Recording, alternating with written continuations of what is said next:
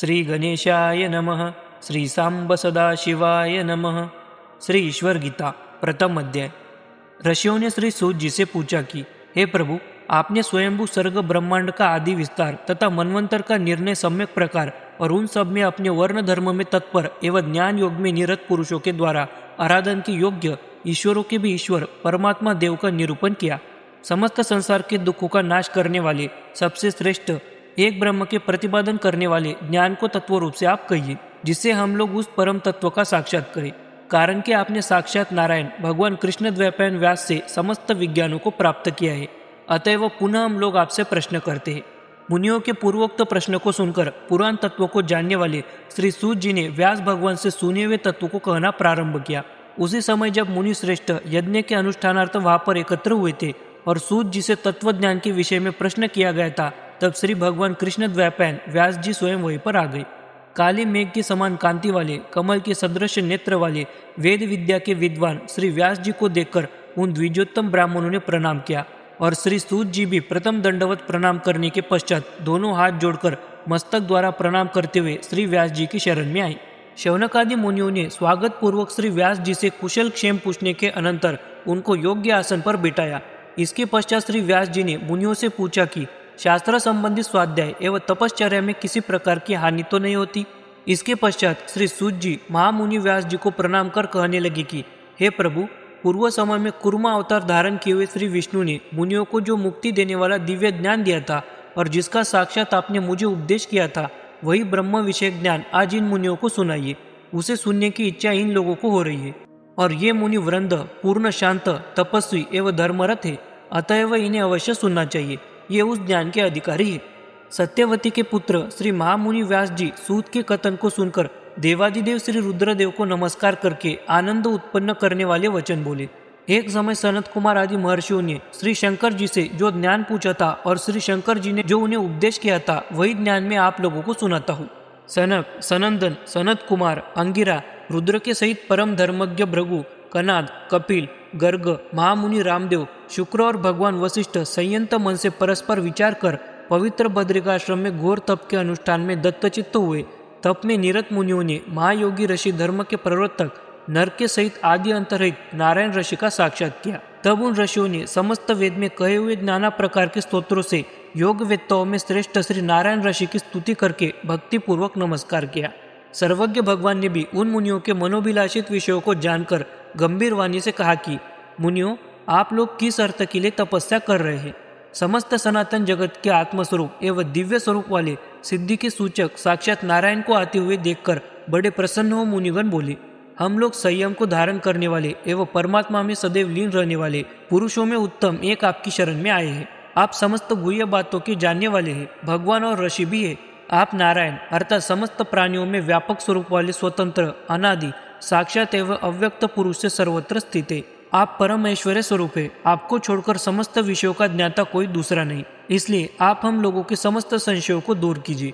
यह नाम रूपात्मक जगत किस कारण से उत्पन्न हुआ है? सुख दुखादि भाव युक्त कौन तत्व जीवन मरणादि अवस्थाओं को प्राप्त हो रहा है?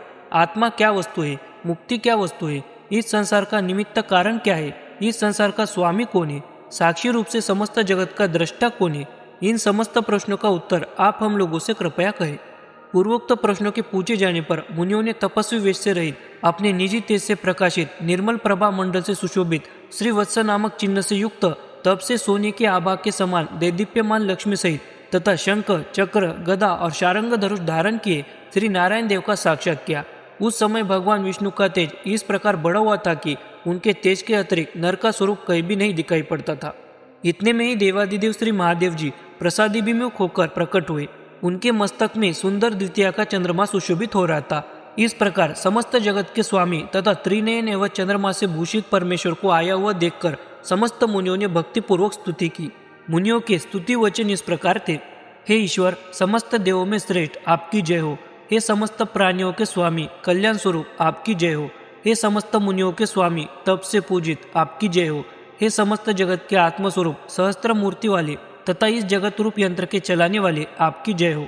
हे अनंत, इस जगत के उत्पादक, पालक, संहारक रूप वाले आपकी जय हो।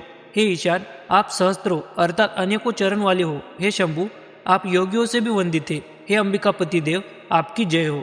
हे परमेश्वर, हम सब आपको नमस्कार करते हैं। इस प्रकार जब सबने श्री शंकर जी की स्तुति की, तब समस्त जगत के स्वामी, त्रिनयन से भूषित तथा भक्तों पर कृपा करने वाले शिव जी श्री ऋषिकेश विष्णु भगवान को आलिंगित करके गंभीर वाणी से बोले, हे कमल के समान नेत्र वाले जनार्दन, ब्रह्मवेत्ता मुनियों का यह समुदाय यहाँ पर किस लिए आया है? हे अच्युत, हमारा इस समय क्या कर्तव्य है?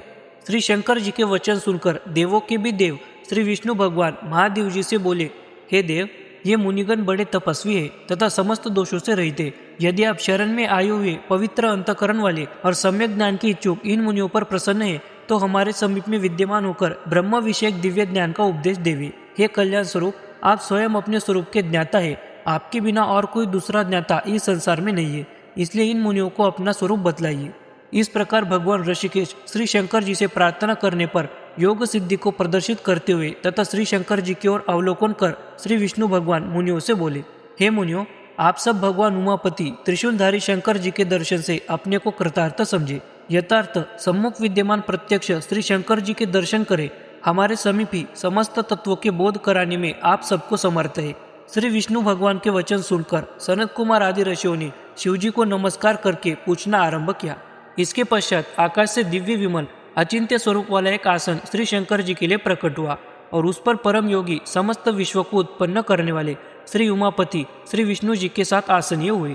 उस समय अपने अलौकिक दिव्य तेज से समस्त विश्व को पूरित करते हुए श्री महेश्वर जी विराजित हो रहे थे। इसके पश्चात श्री शंकर जी को दिव्य उस आसन पर बैठे हुए उन ब्रह्मवादी मुनियों ने देखा, जिनसे यह नाम रूपात्मक जगत अभिन्न रूप में प्रतीत हो रहा है, क्योंकि उनमें ही समस्त जगत की स्थिति है। श्री वासुदेव के सहित आसन पर विराजित श्री भगवान शंकर मुनियों को उत्तर देने में तत्पर हुए। श्री विष्णु जी की ओर अवलोकन करके वे इस प्रकार बोले, हे नितांत शुद्ध अंतकरण वाले मुनिगण, शांत मन से आप सब विशुद्ध ईश्वरीय ज्ञान को श्रवण करें। इति श्री ईश्वर गीता प्रथम अध्याय समाप्त। श्री ईश्वर गीता द्वितीय अध्याय। श्री भगवान देवादिदेव शंकर जी ऋषियों के पूर्वोक्त प्रश्नों का उत्तर देते हुए बोले, हे मुनियों, मेरा यह विज्ञान जो आप सबको मैं सुनाना चाहता हूँ अनाधिकारियों के लिए अवाच्य है और अत्यंत गोपनीय एवं सनातन है, जिसे देवता लोग तथा विद्वान ब्राह्मण यत्न करने पर भी जानने में समर्थ नहीं। इस ज्ञान को जानकर बहुत से ब्रह्मवादी द्विजोत्तम ब्रह्म भाव को प्राप्त हो गए, जिसके प्रभाव से पुनः जन्म मरण रूप संसार को प्राप्त नहीं होते हैं। गुह्य से भी गुह्यतम ज्ञान मैं आज भक्ति से युक्त तथा वेद रहस्य को जानने वाले आप सबसे कहता हूँ। इसे प्रयत्न से गुप्त रखिएगा, क्योंकि अनधिकारियों को यह ज्ञान नहीं सुनाया जाता। यह आत्मा तत्व जिसे यह शरीर नाना प्रकार की चेष्टाओं को करने में समर्थ है, केवल निर्मल तथा अंतर्मल, काम क्रोध आदि से रहित होने से शुद्ध और जड़ का विकार न होने से सनातन तथा समस्त प्राणियों के अंतकरण में चिन्ह मात्र रूप से स्फुरित होने से एवं प्रकृति से परे होने से, सबका साक्षी, सबका नियामक होने से इसे अंतर्यामी, समस्त शरीरों में व्यापक होने से पुरुष, सब में क्रियात्मक शक्ति प्रदान करने से प्राण, सबका ईश्वर होने से महेश्वर, सब कार्य में जगत का अंत समय में संहार करने से काल तथा समस्त जगत को अपने में लीन कर लेने पर उसे ही अव्यक्त कहते हैं। इस प्रकार वेद आत्मा के स्वरूप को बतलाता है। कृष्ण यजुर्वेदीय श्वेताश्वर उपनिषद में इस प्रकार वेद का आदेश है, एक ही देव समस्त प्राणियों में व्यापक रूप से छिपा हुआ है, वही समस्त भूतों का अंतरात्मा है, समस्त कर्मों का स्वामी है, सबका साक्षी है, चेतन स्वरूप, केवल और निर्गुण स्वरूप वाला है। केवल्य उपनिषद में भी वही विष्णु, वही प्राण, वही काल, अग्नि एवं चंद्रमा आदि स्वरूप वाला है। वह ईश्वरों का भी ईश्वर होने से महेश्वर कहा जाता है तथा देवताओं का भी देवता होने से परमात्मा कहते हैं। अंतकरण में स्थित होकर सबका नियमन करने से आत्मा को अंतर्यामी कहते हैं। इत्यादि श्रुतियों के प्रमाण से युक्त आत्मा का निरूपण यहाँ से आरंभ करके श्री कैलाशपति ने समस्त उपनिषद विद्या का रहस्य मुनियों को बताया है। समस्त जगत का कारण आत्मा ही है, क्योंकि श्रुति उसी से समस्त विश्व की उत्पत्ति एवं उसी में लय भी बतलाती है। उसी ब्रह्म से समस्त जगत उत्पन्न होकर चेष्टा कर रहा है तथा अंत में उसी में जाकर लीन हो जाता है। उसे ही जानने के लिए जिज्ञासा करनी चाहिए। ब्रह्म से ही समस्त जगत उत्पन्न होता है और उसी में प्रतिष्ठा को भी प्राप्त होता है तथा अंत में उसी में लय भाव को भी प्राप्त होता है। वह अद्वितीय ब्रह्म मैं हूँ। इन दोनों प्रमाणों से ब्रह्म को उपादान एवं निमित्त उभय कारणत्व की सिद्धि होती है। माया शक्ति की स्फुरना से वह माई आत्मा नाना प्रकार के रूपों को धारण करता है। इस विषय में भी श्रुति बतलाती है, ब्रह्म अपनी माया शक्ति से नाना प्रकार के रूपों को बनाता है। माया से ही मायापति महेश्वर इस विश्व को उत्पन्न करता है तथा विश्व में उसी माया से अन्य जो जीव तत्व है वह नाना प्रकार की वासनाओं से बंधा हुआ है। परंतु आत्मा तत्व न संसार भाव को प्राप्त होता है, न संसार का विकारी है, किंतु स्वयंभू प्रभु है। हे द्विजोत्तम मुनिगण, न तो वह पृथ्वी है, न जल है, न तेज है, न वायु है, न आकाश है, न प्राण है और न मन है। न ही समस्त कार्य वस्तुओं का कारण अव्यक्त ही है। न शब्द, स्पर्श, रूप, रस, गंधात्मक पंच विषयक स्वरूप वाला ही है। न वह अहंकार है, न इनके ग्रहण करने वाली पंच ज्ञान इंद्रियों के अंतर्गत है। न हस्त, पाद, पायु, उपस्थ मुख नामक पंच कर्मेंद्रियों के अंदर है और कर्ता भोक्ता भी नहीं है। न वह प्रकृति पुरुष रूप से ही है, किंतु मन वाणी से अगोचर विलक्षण है। इसी भाव में श्रुति भी प्रमाण है। आत्मा में न पुण्य है, न पाप है, न उसका जन्म है, न नाश है, न वह देह इंद्रिय वृद्धि ही है, न पृथ्वी, जल, वायु, तेज अथवा आकाश है, न वह माया है और न प्राण है। अर्थात परमात्मा में केवल आत्मा तत्व ही है। परमार्थ दशा में उत्पत्ति, विनाश, बंधन, शासन, मुक्ति होने की इच्छा अथवा मुक्ति आदि होती ही नहीं। इसे ही परमार्थ दशा कहते हैं। इस विषय में पूर्वोक्त बात की पुष्टि के लिए प्रकाश तथा अंधकार का दृष्टांत देते हैं। जैसे प्रकाश और अंधकार दोनों परस्पर विरोधी होने से एक नहीं हो सकते, उसी प्रकार इस दृश्यमान प्रपंच का तथा परमात्मा का संबंध नहीं बन सकता। और भी जैसे छाया और धूप लोक में परस्पर विलक्षण है, इसी प्रकार परमार्थ में प्रपंच एवं शरीरों में स्थित पुरुष संज्ञात्मक व्यवहार भी नहीं है। अर्थात द्वैत जनित कोई भी परमार्थ में व्यवहार नहीं है, क्योंकि द्वैत में ही विरोधादि भावों की स्थिति है। जहाँ पर द्वैत है वही अनेक प्रकार के अनर्थ है। यदि परमार्थ दशा भी द्वैत भावापन्न होगी तो संसार की दृश्य हो जाएगी। इसलिए इससे विलक्षण अद्वैत स्वरूप वाली उसकी स्थिति मानकर उपदेश किया गया। यही वैदिक सिद्धांत है, क्योंकि उपनिषदों में भी परमार्थ में एक आत्मा ही था ऐसा स्वीकार किया गया है। यदि आत्मा स्वरूप से मलिन हो या किसी वस्तु का कार्य हो तो वह विकारी हो जाएगा। स्वाभाविक इच्छा द्वेषादि गुणों से युक्त होने से सैकड़ों जन्मों में भी उसकी मुक्ति नहीं हो सकती। श्रुतियों में आत्मा तत्व की नित्यता प्रतिपादित होने से आत्मा नित्य है। इसलिए किसी पदार्थ का कार्यत्व या स्वाभाविक मलिनता आत्मा में नहीं है। समस्त उपाधियों से मुक्त शुद्ध अंतकरण वाले मुनिगण परमार्थ रूप से विकारहीन अद्वैत एवं एक रस आनंद स्वरूप वाले आत्मस्वरूप को देखते हैं। आत्म तत्व में कर्तव्य, सुख दुख, दुबलापन, मोटापा आदि जो अनुभूति हो रही है वह अहंकार से उत्पन्न होती है। आत्मा में उसका आरोप मात्र है। अर्थात आत्मा इन कर्तृत्ववादी भावों से सर्वदा रहती है।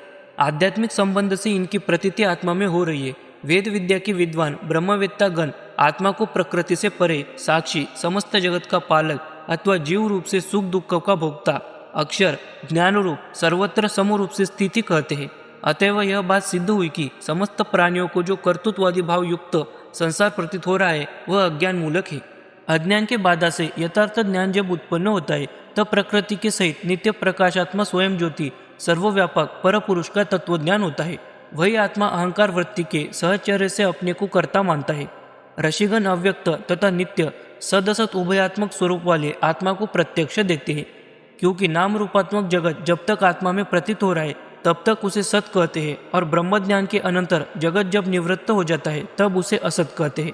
इस प्रकार जगत के सदसत दोनों स्वरूप ब्रह्म के कारण रूप में विद्यमान रहते हैं, इसलिए उसे सदसत उभयात्मक कहते हैं। श्रुति भी इस भाव को पुष्ट करती है। यह दृश्यमान समस्त जगत परमात्मा से भिन्न नहीं है, तत्वरूपी है, इसलिए ब्रह्म के ही दोनों स्वरूप है। ब्रह्मवादी गण जगत का कारण प्रकृति तथा पुरुष को बतलाते हैं। उन्हीं से संगत होकर कुटस्थ, निर्विकार, निरंजन होता हुआ भी आत्मा अपने स्वरूप को यथार्थ रूप से नहीं जान पाता।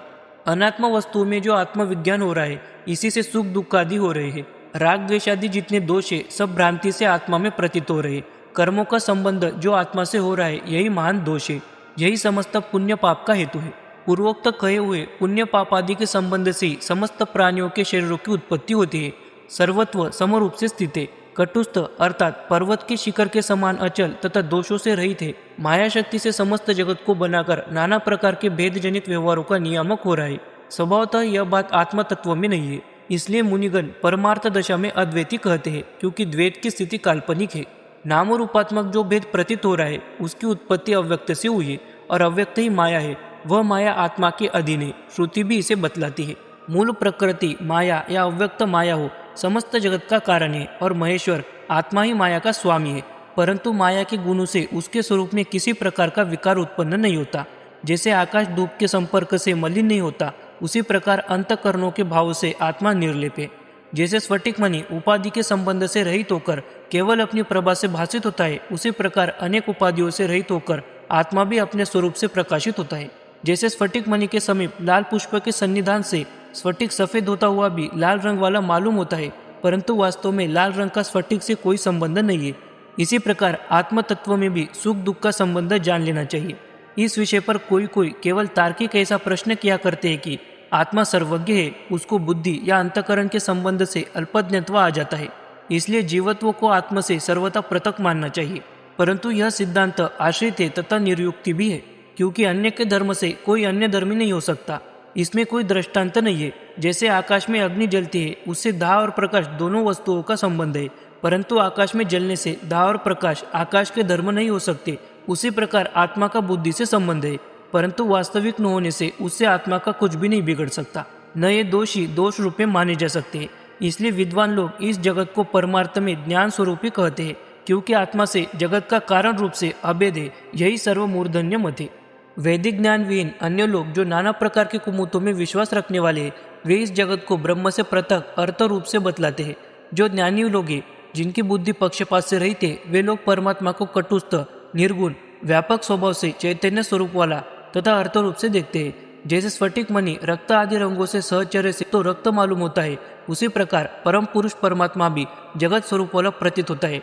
वास्तव में आत्मा शुद्ध ही है, इसलिए आत्मा अक्षर, शुद्ध, नित्य, सर्वव्यापी और विकार रहित है। पूर्वोक्त लक्षण लक्षित आत्मा को मुक्ति की इच्छा रखने वाले पुरुषों को चाहिए कि गुरु मुख से उसका श्रवण करे, श्रवण करने के पश्चात तर्क की सहायता से मनन करे, तदनंतर निधिध्यासन रूप से उसकी उपासना करे। इसी भाव को श्रुति भी कहती है। आत्मा तत्व का साक्षात श्रवण, मनन, निधिध्यासन करना चाहिए। इस प्रकार अभ्यास की पुष्टि हो जाने पर जब अंतकरण में सर्वत्र सदैव चैतन्य का प्रकाश दृष्टिगोचर होने लगता है तथा श्रद्धालु योगी पुरुष जब स्वयं समस्त ज्ञान वाला हो जाता है, जब समस्त प्राणियों में ब्रह्म को देखता है, तब वह ब्रह्म भाव को प्राप्त हो जाता है। जब योगी समाधिस्थ होकर पर ब्रह्म में एकत्व को प्राप्त कर समस्त भूतों को नहीं देखता है, तब वह केवल भाव को प्राप्त हो जाता है। जब योगी के हृदय में संचित कामनाओं का त्याग हो जाता है, तब वह अमृत भाव को प्राप्त होता हुआ विद्वान आनंद को प्राप्त होता है। जब नानत्वमय भूतों की स्थिति को एक आत्मा से अभिन्न रूप में देखता है तथा उसी में समस्त जगत के विस्तार को जानता है, तब योगी ब्रह्म भाव को प्राप्त हो जाता है। जब परमार्थ आत्मा को केवल रूप में साक्षात करता है, तब समस्त जगत माया मात्र प्रतीत होने लगता है। जब जन्म, जरा, व्याधि आदि दुखों की एक औषध केवल ब्रह्म ज्ञान प्राप्त हो जाता है, तब जीव स्वयं शिवरूप हो जाता है। इन श्लोकों में कहे हुए भावों को उपनिषदों में भी इसी प्रकार स्वीकार किया गया है। आत्मज्ञान होने पर हृदय की समस्त ग्रंथियां टूट जाती है और समस्त संशय नष्ट हो जाते हैं तथा समस्त कर्मों की ग्रंथियां सर्वदा के लिए निर्मूल हो जाती है। जैसे नदी इधर उधर नाना प्रकार की कुटिल गति से बहते हुए भी अंत में समुद्र में जाकर एक हो जाती है, उसी प्रकार आत्मा अक्षर निष्कल ब्रह्म के साथ एकता को प्राप्त हो जाती है। इस विषय में श्रुति प्रमाण भी है। जैसे नदियां नाम रूपों को छोड़कर समुद्र में जाकर एकत्व भाव को प्राप्त हो जाती है, उसी प्रकार नाम रूपात्मक भेद से निवृत्त होकर विद्वान परात्पर ब्रह्म को प्राप्त हो जाता है। इसलिए परमार्थ में केवल विज्ञान ही है, न वहाँ पर यह प्रत्यक्ष दृश्यमान प्रपंच है, न इसकी स्थिति ही है। लोक में अज्ञान से आवृत्त होने से विज्ञान को सब लोग नहीं जानते हैं, इसलिए मोह को प्राप्त होते हैं। विज्ञान वस्तु निर्मूल, सूक्ष्म, निर्विकल्प और विकार शून्य है, इससे भिन्न सब अज्ञान है। इतना कहने के बाद श्री कैलाशनाथ ने समस्त मुनियों को संबोधित करते हुए कहा, हे मुनियों, ये जो ज्ञान आप सबको मैंने सुनाया है, इसे सांख्य कहते हैं और यह समस्त विज्ञानों में उत्तम है। यही समस्त वेदांत का सार है। इस विज्ञान में एक चित्तता प्राप्त करने को योग कहते हैं। योग अभ्यास से ज्ञान पुष्टता को प्राप्त होता है तथा सद ज्ञान के प्राप्त होने पर मनुष्य योग में प्रवृत्ति करता है। योग तथा ज्ञान के सम्मिलित होने पर मनुष्य को कहीं कोई वस्तु दुष्प्राप्य नहीं है। जो स्थल योगियों को प्राप्त होता है, वही स्थान सांख्यवादी ज्ञानियों को अर्थात ब्रह्मवादियों को भी मिलता है। दोनों के समान रूप में एकता है। जो योग एवं सांख्यों को अभिन्न रूप से देखता है, वही तत्ववेत्ता है। हे ब्राह्मणों, निष्काम कर्म योगियों से भिन्न जो सिद्धियों के इच्छुक योगी है, जिनका चित्त नाना प्रकार के ऐश्वर्यों में आसक्त है, वे सब कुंठित बुद्धि वाले होकर जन्म मरण रूप संसार में डूबते हैं। और इससे भिन्न सर्वसम्मत, दिव्य, निर्मल, महान ऐश्वर्य जो श्रुतियों में प्रतिपादित है, उसको ब्रह्मज्ञान एवं निष्काम कर्मयोग तथा समाधि योग से देह के अंत में मनुष्य प्राप्त करता है। अहम प्रत्यय का आश्रय यह आत्मा अव्यक्त माया वाला सर्वजनों का आत्मा तथा परमेश्वर रूप से समस्त वेदों में कहा गया है। वह सर्वतोमुख है, समस्त पदार्थ उसी के रूप है, सर्वरस, सर्वगंध, अजर अमर चारों तरफ उसी के हस्तपद आदि है। अंतर्यामी, सनातन तथा बिना हाथ पांव का होता हुआ भी वह तीव्र गति वाला है और सबके हृदय प्रदेश में सत्ता मात्र से स्फुरित हो रहा है।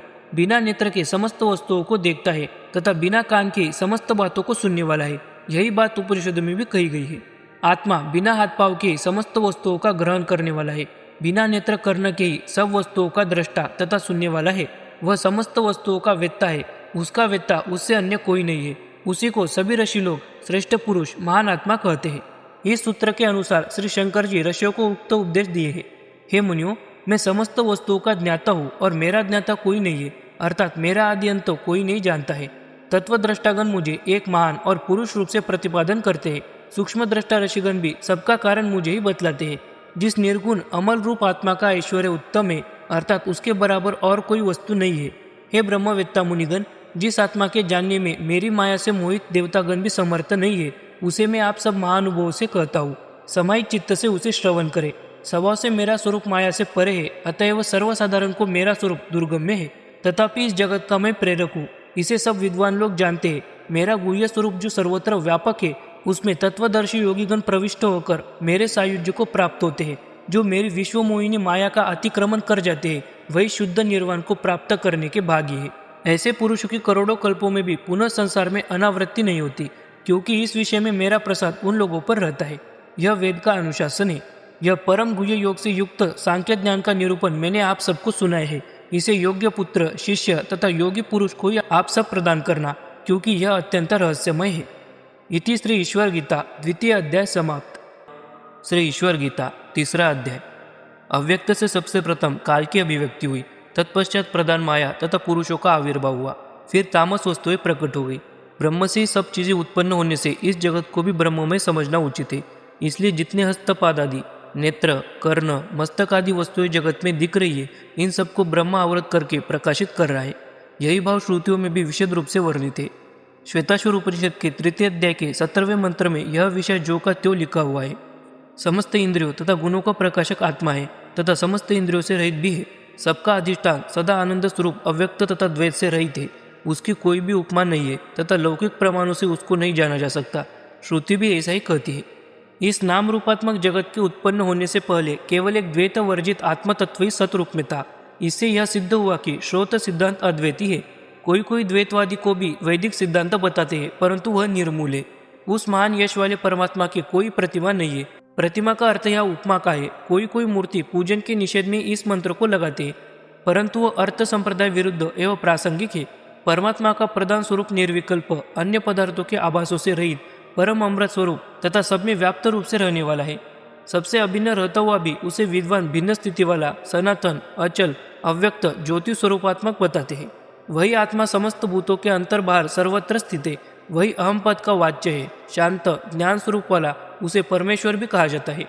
श्री कैलाशनाथ मुनियों को संबोधित करके कहते हैं कि जितने स्थावर जंगम स्वरूपात्मक जगत के पदार्थ है, उन्हें मैंने व्याप्त कर रखा है। जितने भूत है, सब मेरे अंदर विद्यमान है। इसे जो इस प्रकार जानते हैं, उन्हें वेद वेत्ता कहना चाहिए। इससे विपरीत ज्ञान का जो कथन करते हैं, वे अज्ञानी है। प्रकृति और पुरुष, इन दोनों तत्वों के कारण भाव से जगत की उत्पत्ति होती है। इन दोनों पदार्थों के अनादि संयोग से काल नामक पदार्थ की उत्पत्ति होती है। ये तीनों पदार्थ आदि अंतरिक ब्रह्म में स्थित रहते हैं। ये ब्रह्म स्वरूप वाले ही है। कार्य अवस्था में इनकी भिन्न कार्य जो प्रतीत हो रही है, इसे भी विद्वान लोग मेरा ही स्वरूप समझते हैं। महतत्व से लेकर स्थूल जगत पर्यंत जो उत्पन्न करती है, उसे प्रकृति कहते हैं, जो समस्त प्राणियों को मोहित करने वाली है। प्रकृति में स्थित होकर पुरुष प्रकृति के सत्व, रज, तम आदि गुणों के कार्यों को उपभोग करता है। जब अहंकार से विमुक्त हो जाता है, तब केवल शुद्ध स्वरूप वाला हो जाता है। उसे सांख्य शास्त्र में प्रकृति के 24 प्रकारों से भिन्न 25वां तत्व माना गया है। प्रकृति के सबसे प्रथम विकार को महतत्व कहते हैं। विज्ञार्थ शक्ति वाली बुद्धि या महतत्व से अहंकार पैदा होता है। वही महानात्मा अहंकार कहा जाता है, वही जीव अंतरात्मा कहा जाता है। ऐसा निश्चय तत्वज्ञ पुरुषों ने ठहराया है। इसी कारण से नाना प्रकार की योनियों में सुख दुख का अनुभव करने वाला है। उस विज्ञानात्मा का संसार के सुख दुखों के अनुभव में मन उपकारक है। उसके साथ तन्मयता प्राप्त करके पुरुष को संसार अवस्था प्राप्त होती है। इसे ही अविवेक कहते हैं। प्रकृति में काल के साथ संगत्व प्राप्त होने पर इन सब बातों की उत्पत्ति होती है। काल ही समस्त भूतों का उत्पन्न करने वाला है और संहार करने वाला है। समस्त प्राणी काल के वशीभूत है। काल किसी के भी वश में नहीं है। इन सब नाम रूपात्मक वस्तुओं की कुछ अपेक्षा न रखते हुए काल स्वयं समस्त वस्तुओं का नियामक है। उसे ही सनातन, समस्त ऐश्वर्य युक्त, सर्वज्ञ, पुरुषोत्तम तथा प्राण कहते हैं। विद्वान लोग समस्त इंद्रियों से परे मन को बतलाते हैं। मन से परे अहंकार और अहंकार से परे महतत्व, महतत्व से परे अव्यक्त, अव्यक्त से परे पुरुष है। पुरुष से परे प्राण है, उसी के अधीन यह जगत संचालित हो रहा है। प्राण से भी परे व्योम है और व्योम से परे रार्व, रार्व से अग्रणी ऊपर भाग में विद्यमान ईश्वर है। सो मैं हूँ, उसे ब्रह्म विकार से शून्य, शांत, मायातीत रूप से वेद में प्रतिपादित किया गया है। उस अवस्था में यह जगत भी मायातीत स्वरूपात्मक ही है। संक्षेप में वेद के कई मंत्रों का रहस्य इन श्लोकों में कहा गया है, जिनका उल्लेख प्रमाण रूप में इस प्रकार किया जाता है। इससे परे नित्य और कोई पदार्थ नहीं है। स्थावर जंगम जितने भी पदार्थ है केवल एक व्योम स्वरूप महेश्वर और अशक्त स्वरूप वाले हमको छोड़कर अर्थात आत्मा सत्य है।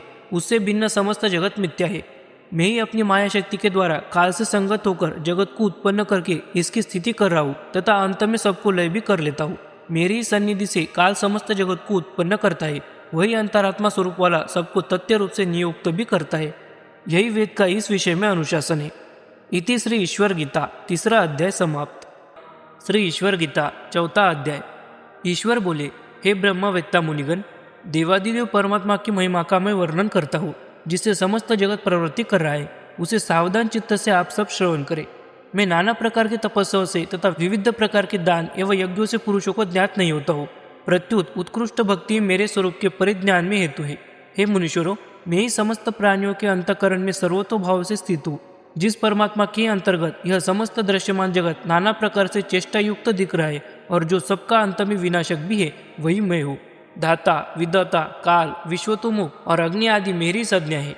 हे ऋषियों, पितृदेवता, मुनि, ब्रह्मा, इंद्र, मुनि आदि विस्तृत पराक्रम वाले भी मेरे स्वरूप को यथार्थ रूप से नहीं देख सकते हैं। वेद सदैव मुझे एक तथा परमेश्वर रूप वाला प्रतिपादन करते हैं। वेद परायण ब्राह्मण नाना प्रकार के वैदिक यज्ञों से मेरी पूजा करते हैं। जितने जन समुदाय है वे सब मुझे ही नमस्कार करते हैं। तीनों लोकों के पितामह ब्रह्मा जी तथा योगीश्वर गण भूतादि ईश्वर स्वरूप वाले परमात्मा देव का ध्यान करते हैं, अर्थात मैं ही सर्वोत्कृष्ट हूँ। ब्राह्मी स्थिति रूप से श्री शंकर जी कहते हैं, हे मुनियों, मैं ही यज्ञ में हवन की हुई समस्त आहुति द्रव्यों का भोक्ता हूँ तथा जिन 2 कामनाओं के वशीभूत हो जो कर्मों में निरत होते हैं उनके फलों का दाता भी मैं हूँ। समस्त देवताओं के स्वरूप में मैं ही नाना प्रकार के शरीरों को धारण करके स्थित हूँ। मैं सबका आत्मा हूँ, सब में छिपे हुए स्वरूप में रहता हूँ। वेदवादी धार्मिक विद्वानी मुझे देख सकते हैं। जो मेरी उपासना करते हैं मैं उनके सर्वदा समीप में रहता हूँ।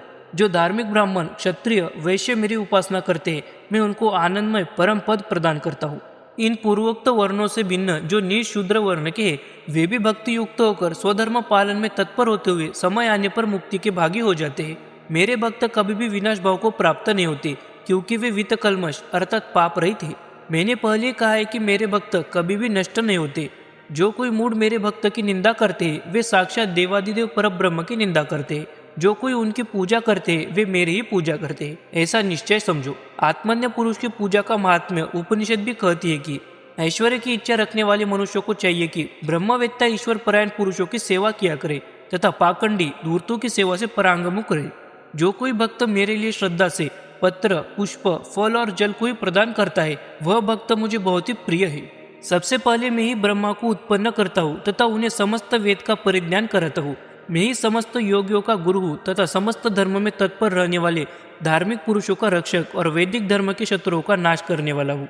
पूर्व में उत्पन्न हुए ब्रह्मा तथा अन्य समस्त ऋषियों को वेद का ज्ञान प्रदान करने से तथा उनके द्वारा वैदिक संप्रदाय प्रवृत्त करने से परमात्मा गुरु है। मैं ही जन्म मरण रूप संसार से योगियों को छुड़ाता हूँ। संसार का कारण मैं हूँ और संसार रहित भी मैं हूँ। मैं ही संहार करता हूँ, मैं ही उत्पन्न करने वाला और रक्षा करने वाला हूँ। लोक को मोहित करने वाली त्रिगुणात्मक स्वरूप वाली प्रकृति या माया मेरी शक्ति है तथा पराशक्ति जिसे विद्या कहते हैं मेरे ही अधीन है। उससे मैं योगियों के हृदय में स्थित होकर नाना प्रकार के जन्म मरण रूप दुखों को प्रदान करने वाली माया का नाश कर देता हूँ। मैं ही समस्त शक्तियों का धारक तथा प्रवर्तक और निवृत्तक हूँ। अमृत पद मोक्ष का निदान अर्थात मूल स्थान हूँ। उन संपूर्ण शक्तियों में से एक शक्ति मेरा आश्रय लेकर तन्मय होकर ब्रह्मा के स्वरूप में सर्व जगत के अंतरस्थल में स्थित होकर नाना प्रकार की सृष्टि बनाती है। इससे दूसरी शक्ति विष्णु स्वरूप वाली है जो इस जगत का पालन करती है, जिसे नारायण, अनंत, जगन्नाथ और जगन्मय भी कहते हैं। मेरे इस जगत के पालन कार्य में यह शक्ति पूर्ण रूप से समर्थ है। इन दोनों शक्तियों से भिन्न तीसरी एक महान शक्ति जो अंत समय में समस्त जगत का नाश कर देती है, जिसे रुद्र रूप वाली काल कहते हैं। यह शक्ति तामसी है और पूर्वोक्त तो दोनों शक्तियाँ क्रमशः रजोगुणी एवं सत्वगुणी है। यह तीनों शक्तियाँ जगत की उत्पत्ति, स्थिति और संहार में अपना अपना कार्य संचालन करती रहती है। इनसे परे तत्वात्मक ब्रह्म है जिसे शिव कहते हैं, उसी के ये अधीन रहती है। कोई ध्यान योग, कोई ज्ञान योग, कोई भक्ति योग और कोई अभ्यास योग से मेरे स्वरूप को देखते हैं। इन सब भक्तों में जो ज्ञान योग द्वारा मेरा आराधन करते हैं वे मुझको अधिक प्रिय है, क्योंकि ज्ञानी की मेरे स्वरूप से अन्यथा वृत्ति ही नहीं होती। इनसे भिन्न जो विष्णु शक्ति के आराधक है वे भी मेरी आराधना करने वाले हैं, क्योंकि विष्णु की आराधना से अंतःकरण को शुद्ध करते हुए वे मेरे ही स्वरूप को प्राप्त करते हैं और पुनः संसार में जन्म मरण रूप भय को प्राप्त नहीं होते। जितना प्रकृति पुरुषात्मक जगत है उसे मैंने व्याप्त कर रखा है। मेरे ही अंदर चित्त स्थित है, मैं ही समस्त जगत को प्रेरित करता रहता हूँ। परम योग अर्थात एकत्व भाव का आश्रय करने पर मैं किसी भी कार्य का प्रेरक नहीं हूँ। हे ब्राह्मणों, जब यह कार्य रूप में विद्यमान जगत है तब इसका मैं प्रेरक हूँ। जो यह जानता है वह अमृत भाव को प्राप्त करता है। स्वभाव से ही वर्तमान इस समस्त जगत को मैं देखता हूँ। स्वयं महायोगेश्वर भगवान काल इस जगत को बनाते हैं। इसका भाव पूर्व में कहे गए काल तत्व के साथ संबंध रखता है। मुझे ही विद्वान लोग शास्त्र विषयों में योगी तथा मायापति के नाम से प्रतिपादन करते हैं। वह परब्रह्म अहम पद का लक्ष्य स्वयं समस्त ऐश्वर्य वाला योगियों का ईश्वर महान देव तथा महाप्रभु है। सब प्राणियों में श्रेष्ठ होने से तथा उच्च पद में स्थिति से भगवान को ब्रह्म कहा जाता है, क्योंकि वह महाब्रह्ममय एवं निर्मल स्वरूप वाला है। श्री शंकर जी मुनियों से कहते हैं कि जो कोई महायोगेश्वरों का भी ईश्वर मुझे जानता है वह निश्चल योग से युक्त हो जाता है। इस विषय में किंचित मात्र संशय नहीं है। मैं समस्त वस्तुओं में प्रेरक रूप से हूँ तथा मैं ही परमानंद रूप का आश्रय करके नृत्य करता हूँ। इस प्रकार जो योगी मेरे दिव्य स्वरूप को जानता है वही योग विद्या का जानने वाला है। इस प्रकार अत्यंत गुह्यतम ज्ञान जो समस्त वेदों में एक प्रकार से ही निश्चित है वह मैंने आप सबको सुनाया है। इसे प्रसन्न चित्त वाले धार्मिक तथा अग्नि कार्य करने वाले अधिकारी को ही आप सब प्रदान करना, अन्य को नहीं, क्योंकि ऐसा करने पर विद्या निष्फल नहीं होती। इति श्री ईश्वर गीता 4वां अध्याय समाप्त। श्री ईश्वर गीता 5वां अध्याय। श्री व्यास जी बोले, इतना उपदेश ऋषियों को सुनाकर योगियों के परमेश्वर श्री भगवान परमेश्वरी भाव को प्रदर्शित करते हुए नृत्य करने लगे। तेज के पुंज विष्णु के साथ निर्मल गगन में नृत्य करते हुए महादेव को उन ऋषियों ने देखा। संयम मन वाले योग तत्व के ज्ञाता योगी लोग जिस परम तत्व को सम्यक प्रकार से जानते हैं उन्हीं समस्त भूतों के स्वामी को आकाश में सब ऋषियों ने देखा। जिस ईश्वर की माया का विलास यह समस्त जगत है, जो सबके अंतर्भाग में स्थित होकर प्रेरणा करता रहता है, उसी विश्व के स्वामी को सब ब्राह्मणों ने नृत्य करते हुए देखा। जिस परमात्मा के चरण कमल का स्मरण करके पुरुष अज्ञान से उत्पन्न होने वाले समस्त भयों से रहित हो जाता है, उसी भूतेश जगदीश्वर को नृत्य करते हुए सबने देखा। कोई कोई संयमी पुरुष निद्रा श्वास को जीतकर शांत भक्ति से समचित्त होते हुए स्वयं ज्योतिर्मय जिस परमात्मा को देखते हैं वही योगी स्वरूप वाला तत्व आकाश में प्रकाशित हुआ। उन्हीं प्रसन्न भक्त वत्सल तथा समस्त बंधनों से छुड़ाने वाले देव को आकाश में देखा, जो शीघ्र ही अज्ञान से होने वाले समस्त भयों से निवृत्त कर देते थे। उनका स्वरूप सहस्त्रों शीर वाला, हजारों चरण की आकृतियों से युक्त तथा हजारों भावों से सुशोभित जटा युक्त था और उनके मस्तक में द्वितीय का चंद्रमा सुशोभित हो रहा था। व्याघ्र का चर्म धारण किए हुए, एक हाथ में बड़ा त्रिशूल, दूसरे में दंड लिए हुए, सूर्य चंद्र अग्नि स्थानीय नेत्र वाले अपने तेज से समस्त ब्रह्मांड को आवृत्त करके अधिष्ठित, कराल दंष्टा वाले, दूरदर्श करोड़ों सूर्य के समान प्रभाव वाले, मुख से अग्नि की ज्वाला निकालते हुए तथा समस्त विश्व को भस्म करते हुए विश्व को रचने वाले जगदीश्वर को नृत्य करते हुए ऋषियों ने देखा। सब देवों में श्रेष्ठ महायोगी, देवताओं के भी देवता, जीवों के स्वामी, आनंद स्वरूप, निर्विकार, ज्योति स्वरूप, धनुष को धारण किए हुए, विशाल नेत्र वाले, जन्म मरण वाले रोगियों के भेषज स्वरूप, कालात्मक तथा काल के भी काल, देवों के देव महेश्वर, ईशान, उमापति, विशाल ऐश्वर्य वाले, योगानंदमय ज्ञान के आधार, ज्ञान योग से वेद सनातन, नित्य ऐश्वर्य वाले विभु, समस्त धर्मों के आधार तथा दुख से जानने के योग्य, इंद्र विष्णु आदि से नमस्कृत, महर्षियों से वंदनीय, योग माया से युक्त एवं योगियों के हृदय में सर्वदा ज्योति स्वरूप विराजमान तथा जगत के कारण भगवान श्री शंकर को और आनंद में क्षण मात्र में ईश्वर के साथ एक के भाव को नारायण के स्वरूप को स्वयं ब्रह्मवादियों ने देखा। इस प्रकार नारायणात्मक ईश्वरीय रूप वाले श्री रुद्रदेव को देखकर ब्रह्मवादी मुनियों ने अपने को कृतार्थ समझा। सनत कुमार, सनक, भृगु, सनातन, सनंदन, रैभ्य, अंगिरा, वामदेव, शुक्र, महर्षि अत्रि, कपिल, मरीचि आदि ऋषियों ने जगत के स्वामी श्री शंकर जी को एवं उनके वाम भाग में विराजित नारायण को देखकर तथा हृदय में ध्यान करके दोनों हाथों को जोड़कर शिर प्रणति पूर्वक नमस्कार किया। ओमकार का उच्चारण करते हुए अंत शरीर में वृद्धि रूपी कुआ में छिपे हुए तत्व रूप परमात्मा को साक्षात करके आनंद पूर्ण मन वाले उन सब मुनियों ने वेदमय वचनों से स्तुति करना प्रारंभ किया। मुनियों ने श्री शंकर जी को संबोधित करके कहा, हे भगवान, आप ईश, पुराण पुरुष, प्राणों के ईश्वर, रुद्र, अनंत योग, आदि नामों से वेद शास्त्रों में विख्यात है तथा सबके हृदय में आप सन्निष्ठ एवं ब्रह्ममय पवित्र ज्ञान वाले हैं। आपको हम सब नमस्कार करते हैं। इंद्रियों को दमन करने वाले शांत मुनिगण आपके तप्त स्वर्ण के समान विमल स्वरूप तथा वेद के कारणात्मक रूप को देखते हैं। आप सब वस्तुओं में क्रिया प्रदान करने वाले हैं, कवि स्वरूप वाले हैं एवं ब्रह्मा विष्णु आदि से भी परे स्वरूपात्मक रूप का अपने शरीर में ध्यान करने वाले हैं। आपसे ही जगत की उत्पत्ति होती है। आप ही समस्त वस्तुओं के अनुभावक तथा परमाणु स्वरूप वाले हैं। आप ही को संत लोग छोटे से भी छोटा और बड़े से भी बड़ा मानते हैं एवं समस्त विश्व को आप ही का स्वरूप प्रतिपादित करते हैं।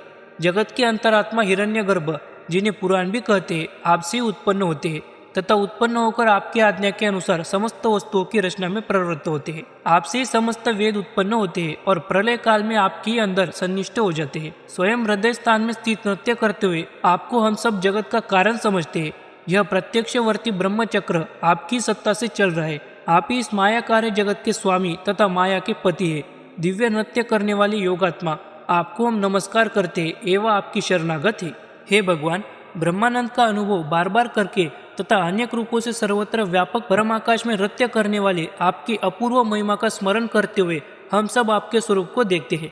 मुक्ति बीज ओंकार आपका वाचक है। आप अक्षर अर्थात अविनाशी है एवं प्रकृति के अंदर छिपे हुए हैं। संत लोग यह सत्य ही कहते हैं कि आपका प्रभाव स्वयं प्रभ है, अर्थात पूर्ण स्वतंत्र केवल आप ही है। समस्त वेद आपकी स्तुति करते हैं तथा क्षीण दोष वाले ऋषिगण भी शांत मन वाले होते हुए आपको ही नमस्कार करते हैं। ब्रह्मनिष्ठ यतिगण भी सत्यसंध सबसे श्रेष्ठ आपके स्वरूप में ही प्रवेश करते हैं। इस विषय में श्रुति प्रमाण भी है। अंत समय भूमि आदि का नाश हो जाता है तथा यह समस्त विश्व ब्रह्मा विष्णु परमेष्ठि आदि देवतागण भी अंत समय में स्वात्मानंद का अनुभव करके अचल भाव को प्राप्त हो स्वयं ज्योति स्वरूप में लीन होकर नित्य हो जाते हैं। आप एक होते हुए भी इस विश्व को उत्पन्न करते हो तथा विश्व रूप से सबका पालन भी करते हो और अंत में आप में यह समस्त विश्वलय को भी प्राप्त हो जाता है। इस प्रकार विद्वान लोग जानते हैं। ऐसे स्वरूप वाले हम लोग आपके शरण में प्राप्त हुए हैं। अनंत शाखा वाला वेद भी आपको एक रूप से बोधन करता है। जो ब्राह्मणगण वंदनीय आपकी शरण में आते हैं वे इस संसार के कारणभूत माया को तर जाते हैं। विद्वान लोग आपको एक कवि, रुद्र, ब्रह्मा, हरि, अग्नि, ईश, रुद्र, नित्य, अनित्य, चिकितान दाता, आदित्य आदि नामों से अनेक रूप वाले बताते हैं। अक्षर रूप से आप ही वेदितव्य कहे गए हैं। आप ही इस विश्व के परम निदानी, आप विकार शून्य है और सनातन धर्म के रक्षक है। आप स्वयं सनातन एवं पुरुषोत्तम भी है। हे भगवान, आप ही ब्रह्मा, विष्णु और रुद्र रूप वाले हैं। आप ही विश्व के स्वामी हो तथा सबके मूल कारण सर्वेश्वर एवं परमेश्वर भी हो। आपको ही सारे वेद, पुराण, पुरुष, आदित्य वर्ण वाला तथा तम से परे चिन्मात्र अव्यक्त अनंत रूप वाला ब्रह्म, प्रकृति और निर्गुण स्वरूप वाला कहते हैं। हे महेश, जिसके मध्य में यह नाम रूपात्मक जगत प्रकाशित हो रहा है, जो निर्विकार, निर्मल, एक रूप वाला आपका कोई अचिंत्य स्वरूप है, उसमें ही समस्त तत्वों की स्थिति है। हे समस्त भूतों के स्वामी, हे योगियों के ईश्वर, कल्याण गुण विशिष्ट, अनंत शक्ति वाले, परम उत्कृष्ट स्थान वाले तथा सबके पुरातन स्वरूप वाले, आपको हम सब शरणार्थी नमस्कार करते हैं। आप हम सब पर प्रसन्न होवे। मन को नियमन कर तथा शरीर के पृष्ठ भाग को समरूप करके आपके चरण कमल के स्मरण से समस्त संसार के अनर्थ रूपात्मक बीज नाश भाव को प्राप्त हो जाते हैं। हे स्वामी, हम सब आपको प्रसन्न करते हैं। हे जगत के कारण स्वरूप वाले, विश्व के उत्पादक, काल रूप, सर्वहर, रुद्र, कपार्दी, अग्नि, शिव आदि नाम वाले, आपको हम सब बारंबार नमस्कार करते हैं।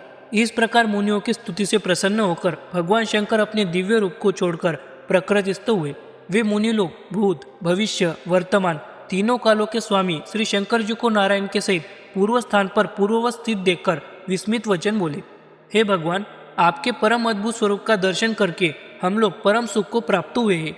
हे भूत भविष्य के स्वामी तथा गोव्रत से अंकित शासन एवं सनातन रूप वाले, आपके प्रसाद से आप निर्मल परम परमेश्वर के विषय में हम लोगों की नित्य भक्ति बनी रहे। अब हम लोग आपके महात्म्य के जो परम स्वरूप में स्थित तथा नित्य रूप में कहा गया है सुनने की अभिलाषा करते हैं।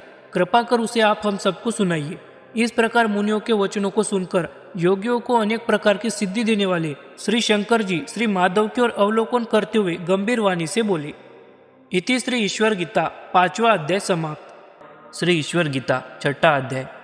भगवान शिव ने कहा, हे ऋषियों, वेद वेत्तागण जिस प्रकार से परम स्थान में विराजित ईश्वर का महात्म्य वर्णन करते हैं, उसे हम यथावत यहाँ से आगे वर्णन करते हैं। आप सब समाहित चित्त से श्रवण कीजिए। मैं ही समस्त लोगों को बनाने वाला, बनाकर सबकी रक्षा करने वाला और अंत समय में सबका विनाश करने वाला हूँ। मैं ही सर्वात्मा, सनातन, अंतर्यामी तथा महेश्वर हूँ। यह जगत मेरे ही अंदर स्थित है, यह सर्वत्र विद्यमान नहीं है, अर्थात चेतन स्वरूप वाला है। मैं तो व्यापक हूँ, जगत एक देशीय व्याप्य है। आप सब महानुभावों ने जो मेरे स्वरूप का दर्शन किया है, वह सब मेरी माया का ही स्वरूप समझिए। हे ब्राह्मणों, मैं ही समस्त भावों के अंतर्गत में स्थित होकर समस्त जगत को प्रेरित करता हूँ।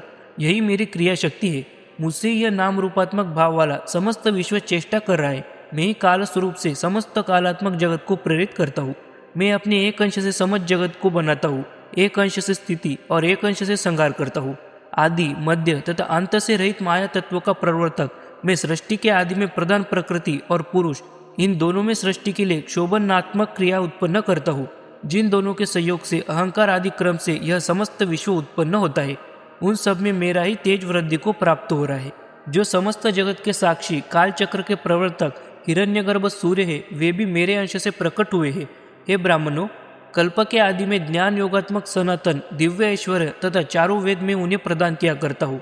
वह ब्रह्मदेव मेरी सत्ता से सत्तावान होकर तथा मेरे नियोग से दिव्य ऐश्वर्य के स्वयं ज्ञाता हो जाते हैं। सर्ववेत्ता होकर चतुर्मुख मुझसे ही उत्पन्न होकर मेरे ही शासन से ही सृष्टि को बनाते हैं और मेरी ही प्रेरणा से उन्हें सर्वलोक का बनाने वाला कहा जाता है। इनसे भिन्न नारायण, जिन्हें अनंत, अविकारी एवं जगत का कारण कहते हैं और जो सबका पालन करते हैं, वह मेरी श्रेष्ठ मूर्ति है। जो समस्त प्राणियों के संहार करने वाले कालात्मक प्रभु रुद्र है, जो मेरी आज्ञा से सदैव संहार करते रहते हैं, वे मेरे ही स्वरूप है, अर्थात त्रिमूर्ति स्वरूप मेरा ही है। देवताओं के लिए हवनीय द्रव्य, पितरों के लिए कव्य एवं समस्त पचनीय पदार्थों का पाक जो अग्नि करता है, वह मेरी ही शक्ति से प्रेरित होता है। भोजन किए हुए आहार को जो रात दिन परिपक्व करने में निरत रहने वाले वैश्वानर भगवान अग्नि है, वे भी मुझ ईश्वर से नियुक्त है। जो समस्त जल के कारण रूप देवताओं में श्रेष्ठ वरुण देव है, वे भी समस्त प्राणियों को मुझ ईश्वर के ही नियोग से जीवन प्रदान करने में समर्थ है, अर्थात वैश्वानर, अग्नि तथा वरुण भी ईश्वर के ही अधीन है। समस्त प्राणियों के अंदर तथा बाहर जो प्रभजन्य देव वायु स्थित होकर समस्त प्राणियों के शरीरों को धारण करते हैं, वे भी मेरी आज्ञा के अधीन है। मनुष्य के लिए संजीवन और देवताओं के लिए अमृताकार जो सोमदेव है, वह मेरी नियुक्ति में ही विद्यमान है। जो अपनी किरणों से सर्वथा समस्त विश्व को भाषित करने वाले हैं तथा जो समय पर अपनी किरणों में जल धारण करके वृष्टि करते हैं, वे सूर्यदेव भी मुझ स्वयंभू के शासन के अंदर ही है। इस भाव को श्रुति भी पुष्ट करती है, अर्थात सूर्य, चंद्रमा, तारागण, अग्नि आदि के प्रकाश से परमात्मा प्रकाशित नहीं है, प्रत्युत उसी से ये सब प्रकाशित होते हैं। जो समस्त जगत का शासन करने वाले समस्त देवताओं के स्वामी तथा याजकों के फलों को देने वाले इंद्रदेव है, वह भी मेरी शासन के अधीन है। दुष्टों को दमन करने वाला तथा नियम का विधान करने वाला सूर्यपुत्र यम भी मुझ देवादिदेव के नियोग से अपने व्यापार में तत्पर रहता है। समस्त धनों के अध्यक्ष तथा समस्त धनों को प्रदान करने वाले कुबेर भी मुझ ईश्वर के अधिकार में अपने कार्य करने में समर्थ है। तामस प्रकृति के साधकों के फलों को देने वाला निरति नामक देव भी मेरी ही सत्ता के अधीन है। वेतालगण, भूतों का स्वामी, योग रूप फल का देने वाला, भूतों पर अनुग्रह करने वाला ईशान देव भी मेरी आज्ञा में रहता है। अंगिरा के शिष्य रुद्रगणों में श्रेष्ठ नित्य योगियों की रक्षा करने वाले वामदेव भी मेरी आज्ञा में रहते हैं। समस्त विघ्नों के स्वामी धर्मरथ, सर्व जगत के प्रथम पूज्य जो गणेश देव है, वह भी मेरे वचनों से ही नियुक्त है। जो ब्रह्मवेत्ताओं में श्रेष्ठ देव सेना के स्वामी अत्यंत प्रभाव वाले स्वयंभू स्कंद देव है, वे भी मेरी आज्ञा में ही है। मरीचि आदि प्रजापति भी मुझ परमात्मा के नियोग से नाना प्रकार के लोगों की रचना में समर्थ है। जो समस्त प्राणियों को विपुल श्री अर्थात नाना प्रकार की शोभा को प्रदान करने वाली विष्णु की पत्नी लक्ष्मी देवी है, वह भी मेरे अनुग्रह को प्राप्त कर ऐसा करने में समर्थ है। जो विद्यार्थियों को विशद वाणी प्रदान करने वाली सरस्वती देवी है, जो विद्या कामना वालों से पूजित है, वह भी ईश्वर के नियोग में ही है। जो स्मरण करने से समस्त साधक पुरुषों को नरक यातनाओं से मुक्त कर देती है, ऐसी सावित्री देवी भी मेरी आज्ञा के अधीन है। ब्रह्म विद्या को देने वाली परम देवी भगवती पार्वती, जिनका ध्यान करने से साधक समस्त पुरुषार्थों को प्राप्त करता है, वह भी मेरे वचनों के ही अधीन है। जो अनंत महिमा वाले भगवान अनंत शेष जी है, जो समस्त देवताओं के स्वामी है, वह भी मुझ परमात्मा के नियोग से समस्त विश्व को अपने मस्तक पर धारण करते हैं। जो प्रलय करने वाला अग्नि वाड़वा रूप से समस्त समुद्र का पान कर रहा है, वह भी मुझ ईश्वर से नियुक्त है। जो 14 लोकों में प्रतीत पराक्रम वाले मनु है तथा समस्त प्रजा का अनवरत जो पालन करते हैं, वे भी मुझ ईश्वर के अधीन है। 12 आदित्य, 8 वसु, 11 रुद्र, मरुत, अश्विनी कुमार तथा अन्य जितने देवता है, सब मेरे शासन में स्थित है। गंधर्व, गरुड़, सिद्ध, चारण, यक्ष, राक्षस, पिशाच आदि जो निकृष्ट देव योनियां है वे सब ईश्वर की आज्ञा से बनी है। कला, काष्ठा, नेमिष, मुहूर्त दिन, रात्रि, ऋतु, पक्ष, मास आदि सब मुझ प्रजापति के शासन में स्थित है। युग, मनवंतर, परार्ध आदि जितने काल के भेद है वे सब मेरे अधिकार में है। चारों प्रकार के अंडज, स्वेदज, जरायुज, उद्भिज आदि जितने स्थावर जंगमात्मक भूत है वे सब मुझ परमात्मा देव के नियोग में विद्यमान है। समस्त पाताल, ब्रह्मांड और जितने भुवन है सब मुझ स्वयंभू परमात्मा के ही शासन में विद्यमान है। पीछे अतीत काल में जितने ब्रह्मांड असंख्य संख्या में व्यतीत हो चुके हैं वे भी सब नाना प्रकार के पदार्थों के साथ मेरी आज्ञा में विद्यमान थे। आगे भविष्य में भी जितने पदार्थ एवं प्राणधारियों की सृष्टि होगी वे सब मुझ परमात्मा देव की आज्ञा में रहेंगे। अर्थात तीनों कालों में ईश्वर की सत्ता एक सी ही रहती है। भूमि, जल, अग्नि, वायु, आकाश, मन, बुद्धि और आदि प्रकृति ये सब मेरे शासन में विद्यमान है। जो समस्त जगत को मोहने वाली तथा सबको उत्पन्न करने वाली माया है वह भी मुझ ईश्वर के नियोग में ही है। जो देहधारियों के मध्य में दोतात्मक पुरुष जिसे कहा जाता है वह आत्मा भी मुझ ईश्वर के नियोग में विद्यमान है। मोहरूप कीचड़ को धोने वाली वह पवित्र बुद्धि जिसे साधक तत्पद अर्थात परमात्मा पद का साक्षात करता है मुझ ईश्वर के ही अधीन है। कहा तक कहा जाए यह सब जगत मेरी शक्ति का ही विलास है। मैं ही इसका प्रेरक हूँ तथा अंत में मेरे ही अंदर यह लय हो जाता है। मैं ही भगवान ईश, स्वयं ज्योति, सनातन परमात्मा ब्रह्म हूँ। मुझसे अन्य और कोई नहीं है। हे मुनियों, यह परम ज्ञान मैंने आप सबको सुनाया। इसे जानकर प्राणी जन्म मरण के बंधन से मुक्त हो जाता है। इति श्री ईश्वर गीता छठा अध्याय समाप्त। श्री ईश्वर गीता सातवां अध्याय। भगवान शिव बोले, हे ऋषियों, आप सब परमात्मा के प्रभाव को श्रवण करें जिसे सुनकर मनुष्य मुक्त हो जाता है और पुनः संसार चक्र में नहीं आता। ब्रह्मा विष्णु आदि से परे सनातन, निश्चल, अविकारी, नित्य आनंद स्वरूप वाला निर्विकल्पात्मक ब्रह्म का स्वरूप है, वही मेरा परम धाम है। वेद वेत्ताओं में स्वयंभू चतुर्मुख ब्रह्मा मैं ही हूँ। मायावियों में सबसे पुरातन देव हरि मैं हूँ। योगियों में अव्यक्त स्वरूप शंभु हूँ। स्त्रियों में भगवती पार्वती हूँ। आदित्यों में विष्णु, वसुओं में पावक हूँ। रुद्रों में शंकर, पक्षियों में गरुड़, गजेंद्रों में ऐरावत तथा शस्त्र धारण करने वालों में रामचंद्र में ही हूँ।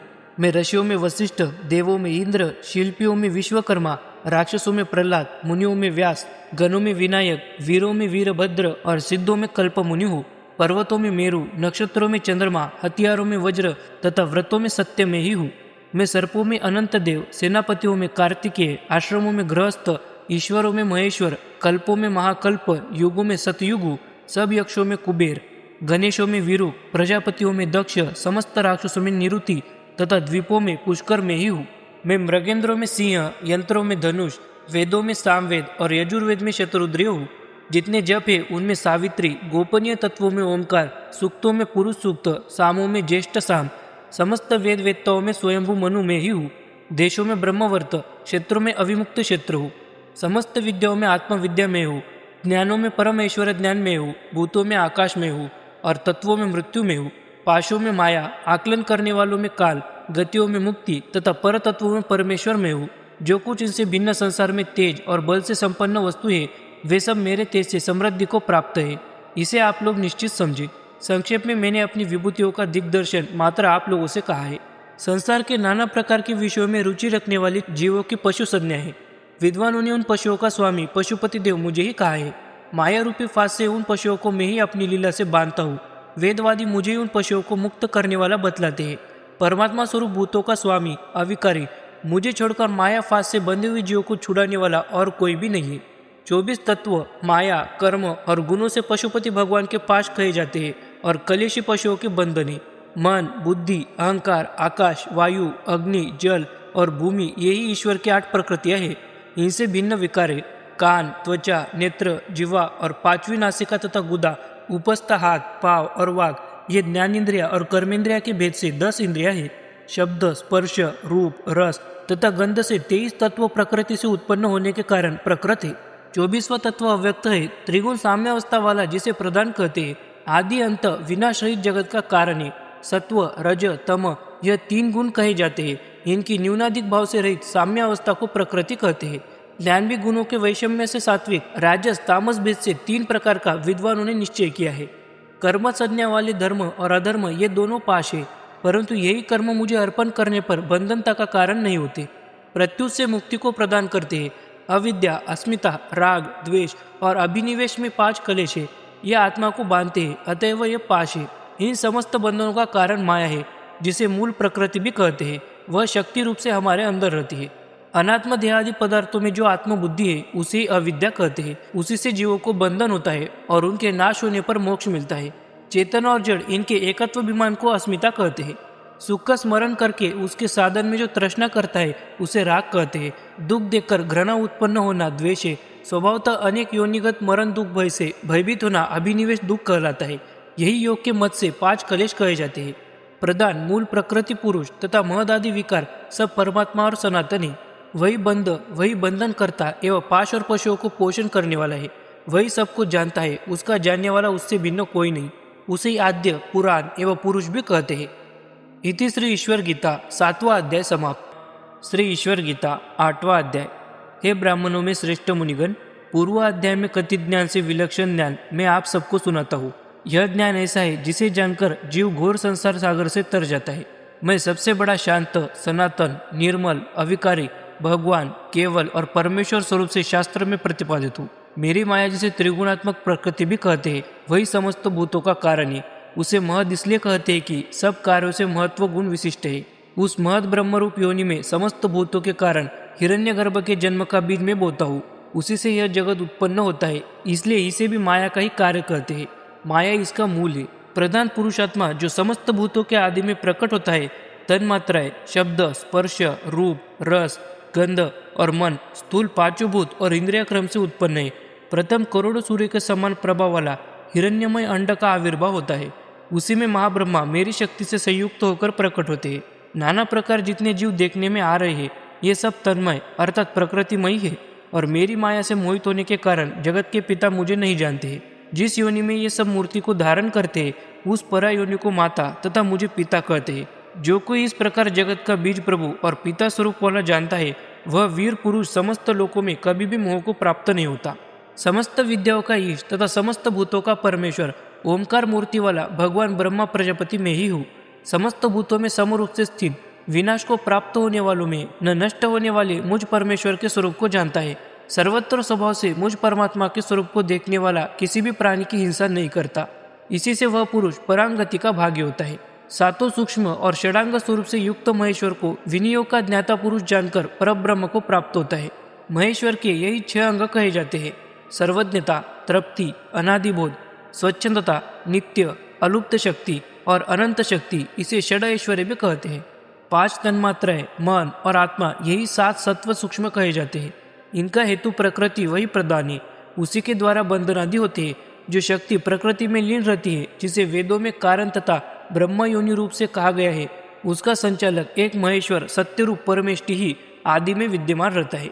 सबसे बड़ा होने से ब्रह्मा, समस्त भूतों के साथ व्यापक रूप से योग रखने से योगी, जीवात्माओं से उत्कृष्ट होने से परमात्मा, गुण विशिष्ट होने से मह्यान, आकाश में भी व्यापक, वेद से ही जानने योग्य, सबसे प्रथम होने से एकमात्र पुराण, जगत का लय करने से रुद्र, प्राण व्यापार का नियामक होने से मृत्यु, स्फुट न होने से अव्यक्त, सबका मूल कारण, सर्वस्वरूप वाला एक देव, वही सब रूप से कहा जाता है।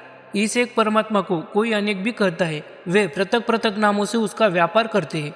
अणु से भी अणु, बड़ों से भी बड़ा, विश्व रूपात्मक महादेव शास्त्रों में प्रतिपादित होते हैं। यही बात उपनिषद में भी आए हैं। आत्मदेव छोटे से भी छोटा और बड़े से भी बड़ा, वह बुद्धि रूप गुहा में प्रकाशित हो रहा है। संकल्प रहित वितशोक पुरुष ही धातुओं के विकार से रहित होकर उसकी महिमा को देखते हैं। इस प्रकार बुद्धि रूप गुहा में विद्यमान उत्कृष्ट अनंत प्रभाव वाले पुराण, विश्वरूप हिरण्यमय स्वरूप वाले तथा बुद्धिमानों की परम गति स्वरूप पुरुष को जो बुद्धिमान जान लेता है, वह बुद्धि को अतिक्रमण कर जाता है, अर्थात जन्म मरण आदि दुखों से रहित हो जाता है। इति श्री ईश्वर गीता 8वां अध्याय समाप्त। श्री ईश्वर गीता 9वां अध्याय। पूर्व अध्याय के निरूपण के पश्चात श्री शंकर जी किंचित काल पर्यंत मौन अवस्था में अवस्थित रहे। इतने में ऋषियों ने पूछा, भगवान, निष्कल अर्थात अंश रहित, निर्मल, नित्य, क्रिया रहित परमेश्वर का स्वरूप आपने बताया। इसके बाद हम लोगों को यह शंका उठती है कि आप विश्वरूप किस प्रकार है। ऋषियों के इस प्रश्न को सुनकर भूत भावन भगवान शिव बोले, हे ब्राह्मणों, मैं विश्व नहीं हूँ, न विश्व ही मेरे बिना रह सकता है। यह विश्व माया निमित्तक है और माया मेरे आश्रित रहते हुए आत्मा में अभिन्न रूप से रहती है।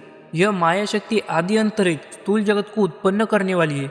उसके निमित्त ही यह दृश्यमान जगत प्रपंच अव्यक्त से आविर्भूत होता है।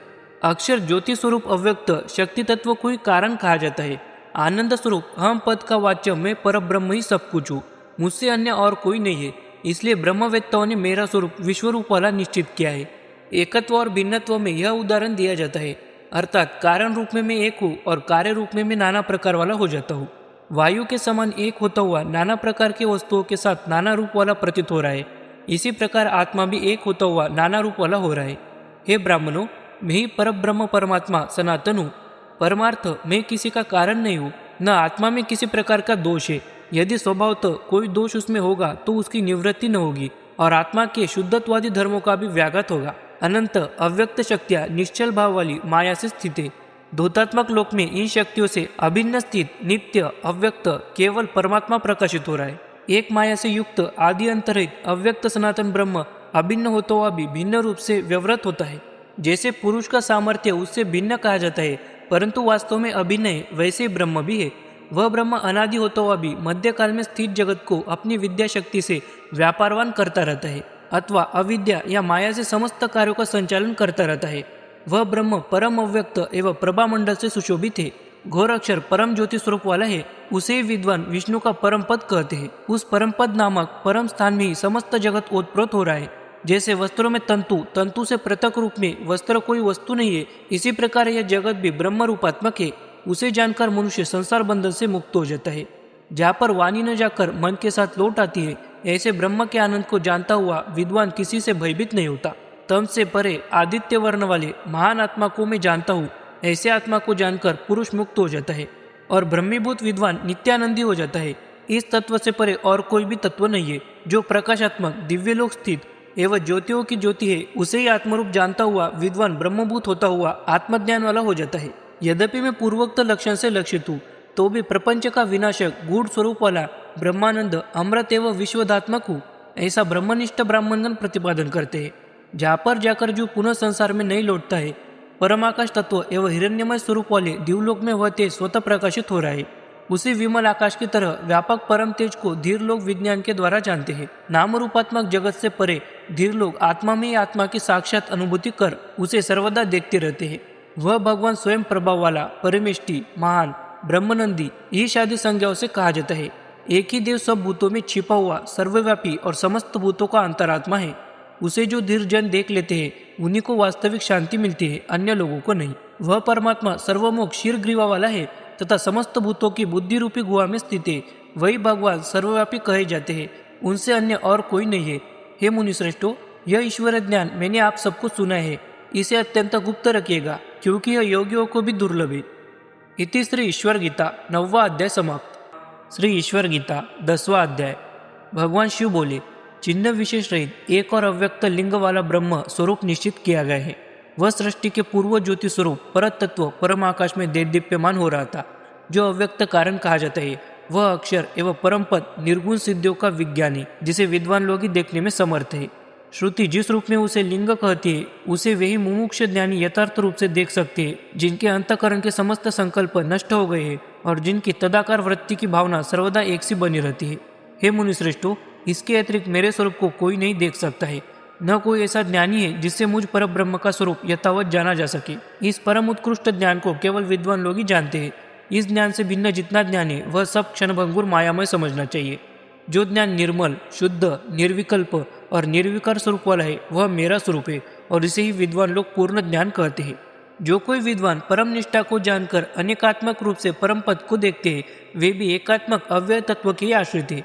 जो कोई निश्चल भक्ति से परम तत्व को एक या अनेक रूप से देखते हैं, उन्हें भी तदात्मा की जानना योग्य है, क्योंकि वे भी साक्षात सात्वरूप मुझ परमेश्वर देव की देखने वाले हैं।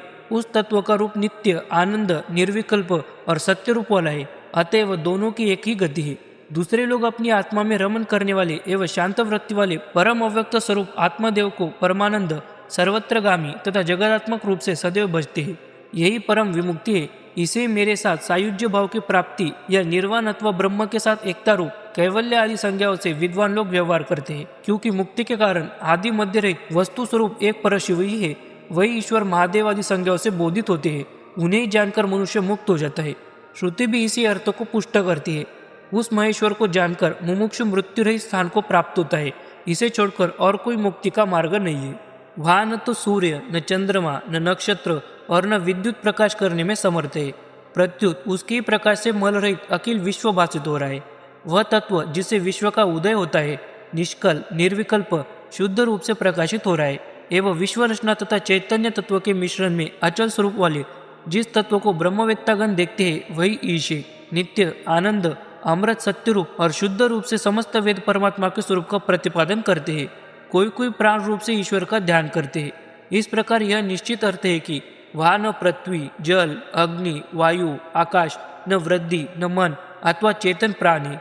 उस परम आकाश में तो केवल एक शिव तत्व जो धोतात्मक स्वरूप वाला है प्रकाशित हो रहा है। हे ऋषियों, यह परम रहस्य ज्ञान जो समस्त वेदों में एक सही कहा गया है मैंने आप सबको सुनाया। इसे एकांत प्रदेश में आत्मा के साथ एक ही भाव को प्राप्त होने वाला प्रयत्नशील योगी जान सकता है। इति श्री ईश्वर गीता 10वां अध्याय समाप्त। श्री ईश्वर गीता 11वां अध्याय। भगवान शिव बोले, अब इसके पश्चात परम दुर्लभ योग मार्ग का निरूपण करता हूँ जिससे सूर्य के समान प्रकाश वाले ईश्वर को योगीगण देखते हैं। योग से उत्पन्न हुई अग्नि समस्त पाप पुंजों को नष्ट कर देती है। मोक्ष एवं सिद्धियों को प्रदान करने वाला प्रसन्न ज्ञान उत्पन्न होता है। योग से ज्ञान होता है और ज्ञान से योग की प्रवृत्ति होती है। जो योग एवं ज्ञान दोनों से युक्त होते हैं उनके ऊपर भगवान महेश्वर प्रसन्न रहते हैं। एक काल, दो काल, तीन काल या नित्य ही जो महायोग से युक्त होते हैं उन्हें साक्षात महेश्वर जानना चाहिए।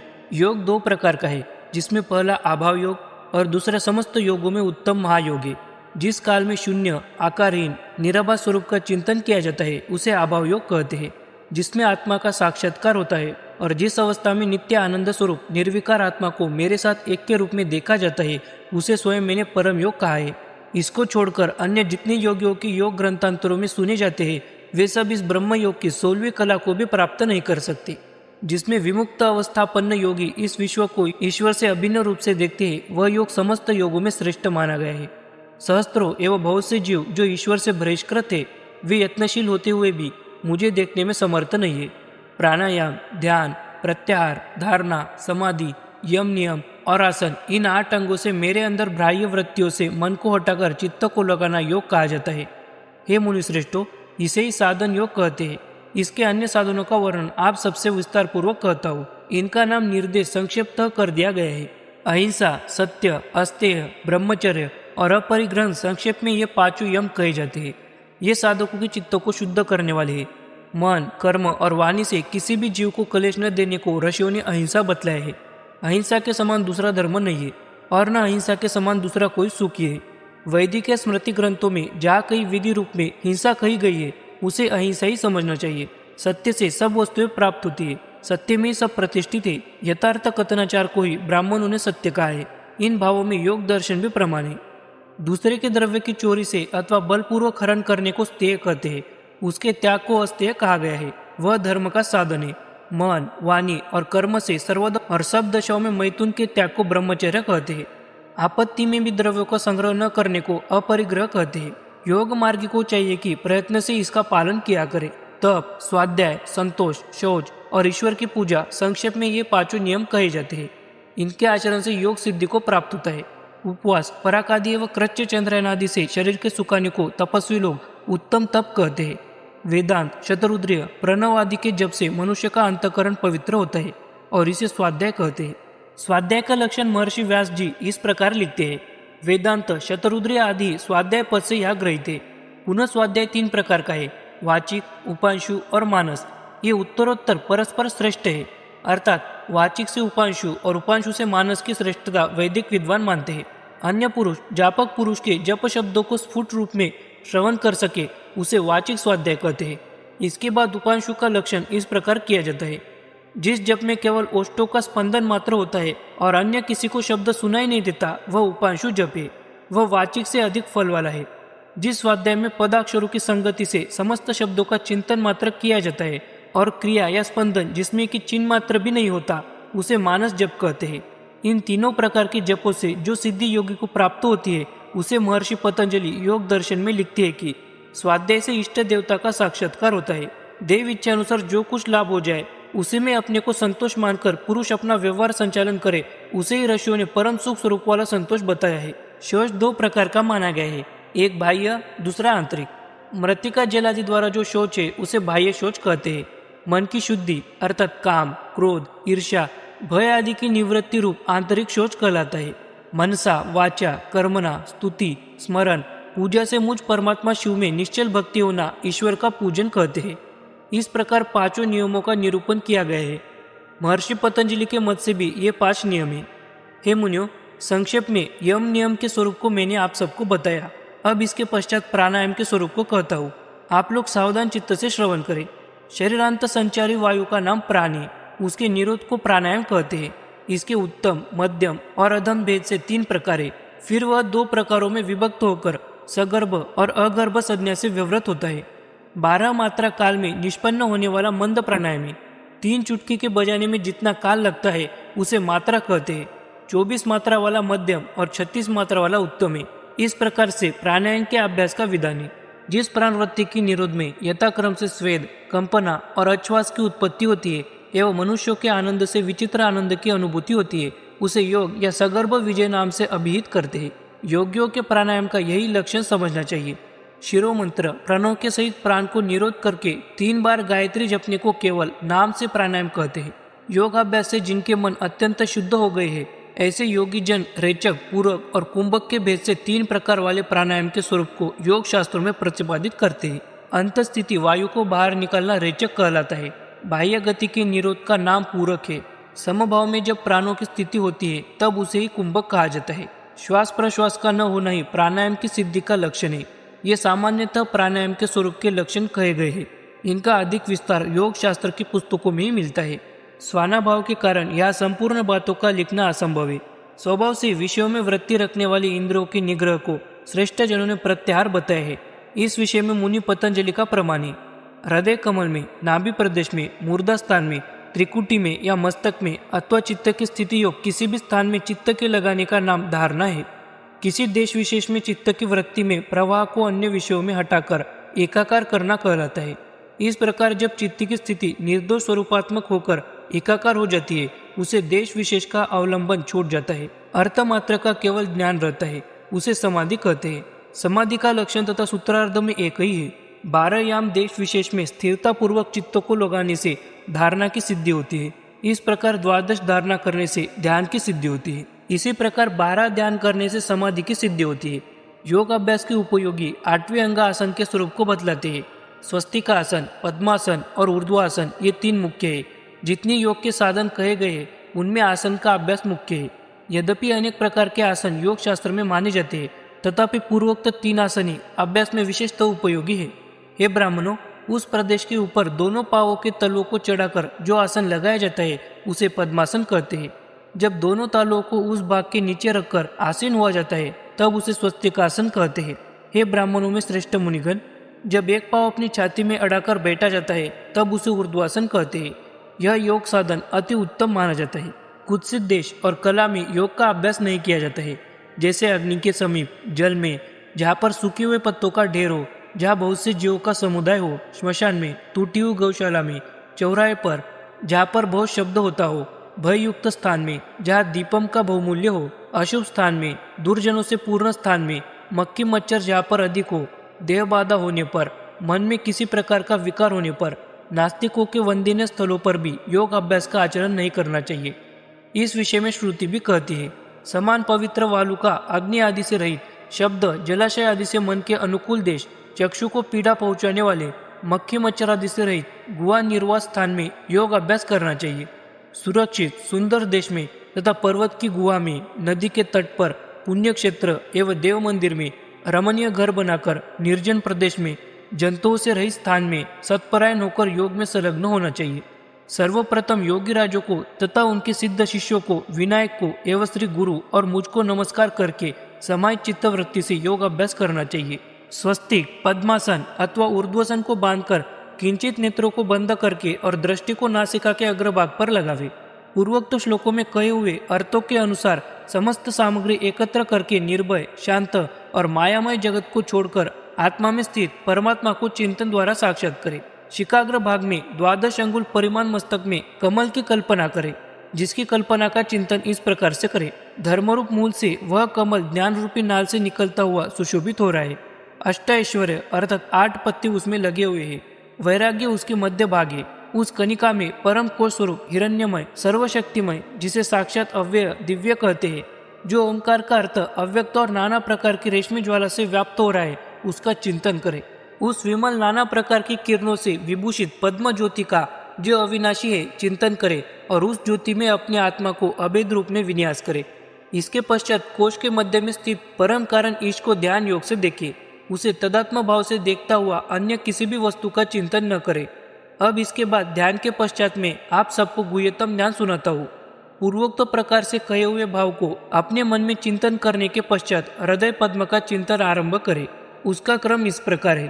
अपनी आत्मा को बहुत बड़ा और सदन बन के स्वरूप में चिंतन करे। उसके मध्य में अग्नि के समान कांति वाले अग्नि की शिखा की तरह 25वें तत्व पुरुष का चिंतन करे। उसके मध्य में जो परम आकाश है, वह ओंकार से बोधित परमात्मा स्वरूप सनातन तत्व शिव कहा जाता है। प्रकृति के साथ लीन भाव को प्राप्त की तरह अनुत्तम परम ज्योति स्वरूप अव्यक्त के मध्य में आत्मधार निरंजन स्वरूप परम तत्वों को तन्मय होकर प्रणव के द्वारा जबकि समस्त तत्वों को शुद्ध कर नित्य एक रूप परमेश्वर का ध्यान करे, अथवा निर्मल परम पद में अपनी आत्मा को स्थापित करते हुए अपने देह को अज्ञान रूपी जल से पवित्र कर मुझ में अपने स्वरूप की एकता भावना करता हुआ मुझ में मन को लगावे, तथा अग्निहोत्र की भस्म को अग्नि या सूर्य के वैदिक मंत्रों से अभिमंत्रित करके समस्त शरीर में लगावे। इसके पश्चात परम ज्योति स्वरूप ईशान श्री महेश्वर देव का चिंतन करे। इसे पाशुपत योग कहते हैं। इससे पशुओं का पाश छूट जाता है, अर्थात जीव शिव रूप हो जाता है।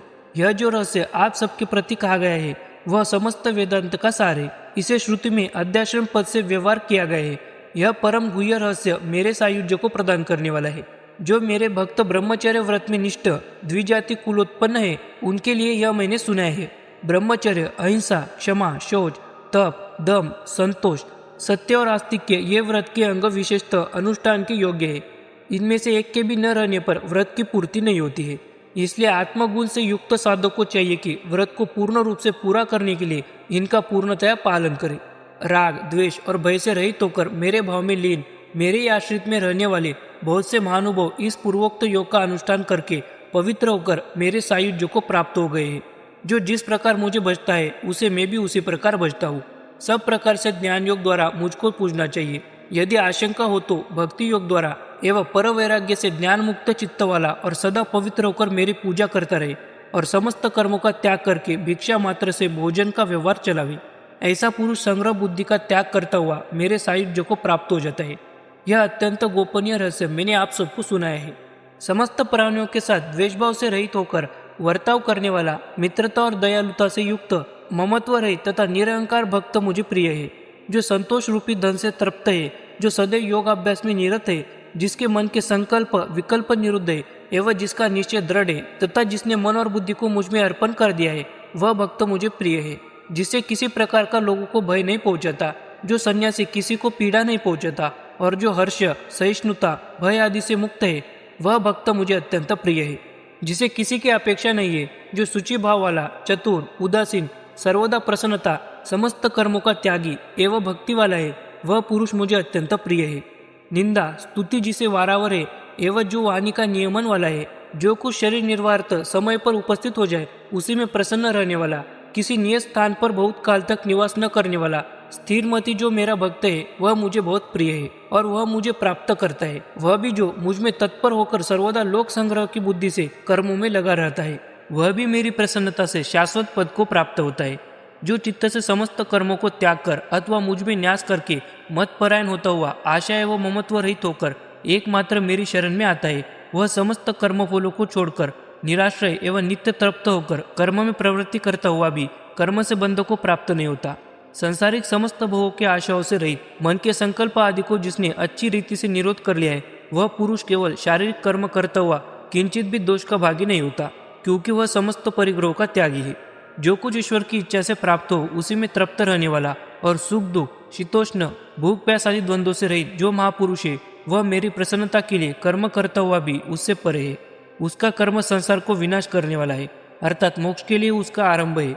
मुझ में जिसका मन सर्वदा रमन करता है, जो मुझको नमस्कार करता है, मेरा पूजन करता है और मुझ में ही सर्वदा संलग्न रहता है, ऐसे लक्षण वाला योगीश्वर मुझे ही परमेश्वर जानकर सर्वदा मेरी उपासना करता है। परस्पर बोध प्रदान करते समय ऐसे महात्मा मुझे परम ज्योति बतलाते हैं। नित्य प्रति मेरा कथन करते करते अंत समय में सायुज्य दशा प्राप्त करते हैं। इस प्रकार जो सर्वदा मुझ में लीन रहते हैं, उन पुरुषों के समस्त माया बंधनों को मैं निवृत्त करता हूँ। उनके हृदय में रहे हुए अज्ञान अंधकार को प्रकाशमान ज्ञान दीप से नाश कर देता हूँ। जो जन मुझ में अपनी बुद्धि वृत्ति को लगाकर सदैव मेरी पूजा किया करते हैं और नित्य प्रति मेरी चिंतन में लगे रहते हैं, उनके हर प्रकार के योगक्षेम को मैं पूरा करता हूँ। जो कोई मुझको छोड़ नाना प्रकार के कामनाओं में चित्त को लगाकर अन्य कल्पित देवों की पूजा करते हैं, उनको जो फल उन देवों की पूजा से मिलता है वह विनाशी है, क्योंकि मुझको छोड़कर जितने देवता है वे सब नाशवानी। और जो कोई उन देवताओं को मेरी भावना से पूजते हैं, वे क्रम से मुक्ति के भागी होते हैं। इसलिए विनाशी समस्त देवताओं को छोड़कर पुत्र आदि में स्नेह को त्याग कर निशोक निष्परिग्रह भाव का आश्रय करके समस्त जगत के स्वामी मुझ ईश्वर को जो अपने आश्रय रूप से भजते हैं, वे परम पद के सुख के भागी होते हैं। क्योंकि अन्य देवताओं की भक्ति से जो सुख मिलता है वह भी विनाशी है। मैं नित्य शुद्ध बुद्ध और मुक्त हूँ, इसलिए मुझसे जो सुख मिलता है वह नित्य है। अथवा मरण पर्यंत विरक्त होकर परमेश्वर के लिंग का पूजन करना चाहिए। जो समस्त भोगों से विरक्त होकर सर्वदा शिवलिंग के पूजन में निरत रहते हैं, उन्हें एक ही जन्म में मैं परम पद प्रदान कर देता हूँ। योगियों के हृदय में मुझ परमात्मा का चांदी के समान प्रभाव वाला ज्ञानात्मक सर्वगत लिंग सर्वदा भाषित रहता है। और जो नियत भक्ति वाले भक्त है, वे विधि विधान से युक्त किसी भी स्थान में लिंग की भावना करके श्री महेश्वर को पूजते हैं। भावना करने के प्रकार इस तरह से माने जाते हैं। जल में, अग्नि में, आकाश में, सूर्य में अथवा किसी भी अभिमत स्थान में भावना करना श्रेष्ठ माना जाता है। अथवा रत्नादि में मुझ ईश्वर की भावना करके लिंग की पूजा करनी चाहिए। यह लिंग सर्वमय है, सर्व वस्तुएं लिंग में ही प्रतिष्ठित है। इसलिए किसी भी अवस्था में मुझ ईश्वर के लिंग की पूजा करना परम आवश्यक है। कर्मकांडी लोग अग्नि और जल में लिंग भावना से पूजते हैं। विद्वान लोग सूर्य तथा आकाश में, मूर्ख लोग काष्ठा पाषाण आदि में, परंतु योगी लोग हृदय में ध्यान करते हैं। यदि इस प्रकार से ध्यान उत्पन्न न हो तो विरक्त प्रीतिपूर्वक जब तक जीता रहे तब तक ब्रह्म का वाचक ओमकार का जप करता रहे, अथवा मरण पर्यंत शत्रुद्रय का जाप करता रहे। अकेला विचरण करने वाला, मन को नियमन करने वाला परम पद को प्राप्त करता है।